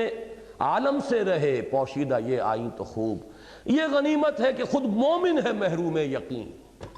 وہ یقین خود آج مسلمان کو حاصل نہیں ہے کہ ہمارے پاس ہے وہ دین، وہ سسٹم آف سوشل جسٹس. ہمارے پاس ہے انسان کی عقلی پیاس کا کے لیے تشفی بخش جو مواد ہے، وہ ایمان قرآن مجید کے اندر. ہمارے پاس ہے انسان کی اکثریت کی جو اصل ضرورت ہے، ایک نظام عدل اجتماعی، وہ بھی ہمارے پاس ہے. تو یہ 2 نقطے ہیں جن پر میں نے، جو میرے یہ دورے تھے، چونکہ پچھلے سال تو آپ کو معلوم ہے میں کہیں گیا ہی نہیں ملک سے باہر، شاید ایک دفعہ عمرے کے لیے گیا تھا. اس سال وہ ساری کمپنسیشن ہوئی ہے، امریکہ بھی گیا ہوں، انگلینڈ بھی گیا ہوں، پھر سعودی عرب بھی ہو کر آیا ہوں. تو اس کے بعد یہ حیدرآباد دکن بھی خاصا وقت میں نے باہر لگایا ہے. ہر جگہ میں نے اپنی گفتگو کو اسی پر کنکلوڈ کیا ہے. اور آج اور کل کے مطالعے کا بھی در حقیقت حاصل جو ہے وہ یہی 2 نکات ہیں. اب کل سے ہمیں پڑھنا ہے وہی دعوت رجوع القرآن کا منظر اور پس منظر. اب ذرا ہم فوکس کریں گے. جیسے آپ کو معلوم ہے مائکروسکوپ میں ایک لو پاور ہوتا ہے لینس، ایک ہائی پاور. لو پاور میں تو جو فیلڈ آف ویو ہے بڑا ہوتا ہے، ہائی پاور لگا دیں گے اب وہ چھوٹی جگہ پر فوکس ہو کر بڑا نظر آئے گا. آج ہم نے امت مسلمہ، اس کی تاریخ ویسے تو 3000 بلکہ 3300 برس کی تاریخ پر ایک نگاہ ڈالی ہے، لیکن امت محمد صلی اللہ علیہ وسلم کی بھی یہ 1400 برس کی تاریخ کا ایک خاکہ اپنے ذہن میں بنا لیا ہے. اب ہمیں وہ ہائی پاور لینس لگانا ہے ہندوستان پر. ہندوستان میں اسلام کب آیا، کیسے آیا، کن کیفیات کے ساتھ آیا، کن مراحل سے گزرا، اس لیے کہ ہمارا فیلڈ آف ورک یہ ہے۔ اور اگر میرا وہ گمان صحیح ہے کہ اگر موجود الوقت مسلمان اقوام میں سے اللہ نے کسی کو سعادت دی تو وہ یہی مسلمان قوم ہے، اس بر عظیم پاک و ہند کے مسلمان، جن کو ایک اللہ نے خطہ ارضی بھی عطا کیا ہے اور ایک آزاد حکومت اسلام کے نام پر وجود میں آئی ہے۔ اس میں اپس اینڈ ڈاؤنز ہیں، ناکامیاں ہو رہی ہیں، لیکن یہ ہے کہ اپنی جد و جہد کو ہمیں آگے بڑھانا ہے۔ دوستو، قافلے کو تیز کرو، یہ جو ایک نظم کبھی میں نے شائع کی تھی عزم کے اندر، جنگ گیروں کا، ملک گیروں کا، پتہ نہیں وہ پوری میں بھول رہا ہوں، قافلہ تیز ہے کتنا اور بھی قافلے کو تیز کرو۔ تو یہ ہماری ایک جد و جہد تیز سے تیز تر ہونی چاہیے، لیکن اس کے لیے ہمیں خاص طور پر بر عظیم پاک و ہند کا جو پاسٹ ہے، اب ہم نے ابھی تک تو اسے بہت کم ٹچ کیا ہے، پیریفری پر ہی ذکر آیا ہے کہیں، لیکن یہ کہ اب کل انشاءاللہ شروع میں ہم اسی کا مطالعہ کریں گے، اسلام بر عظیم پاک و ہند میں۔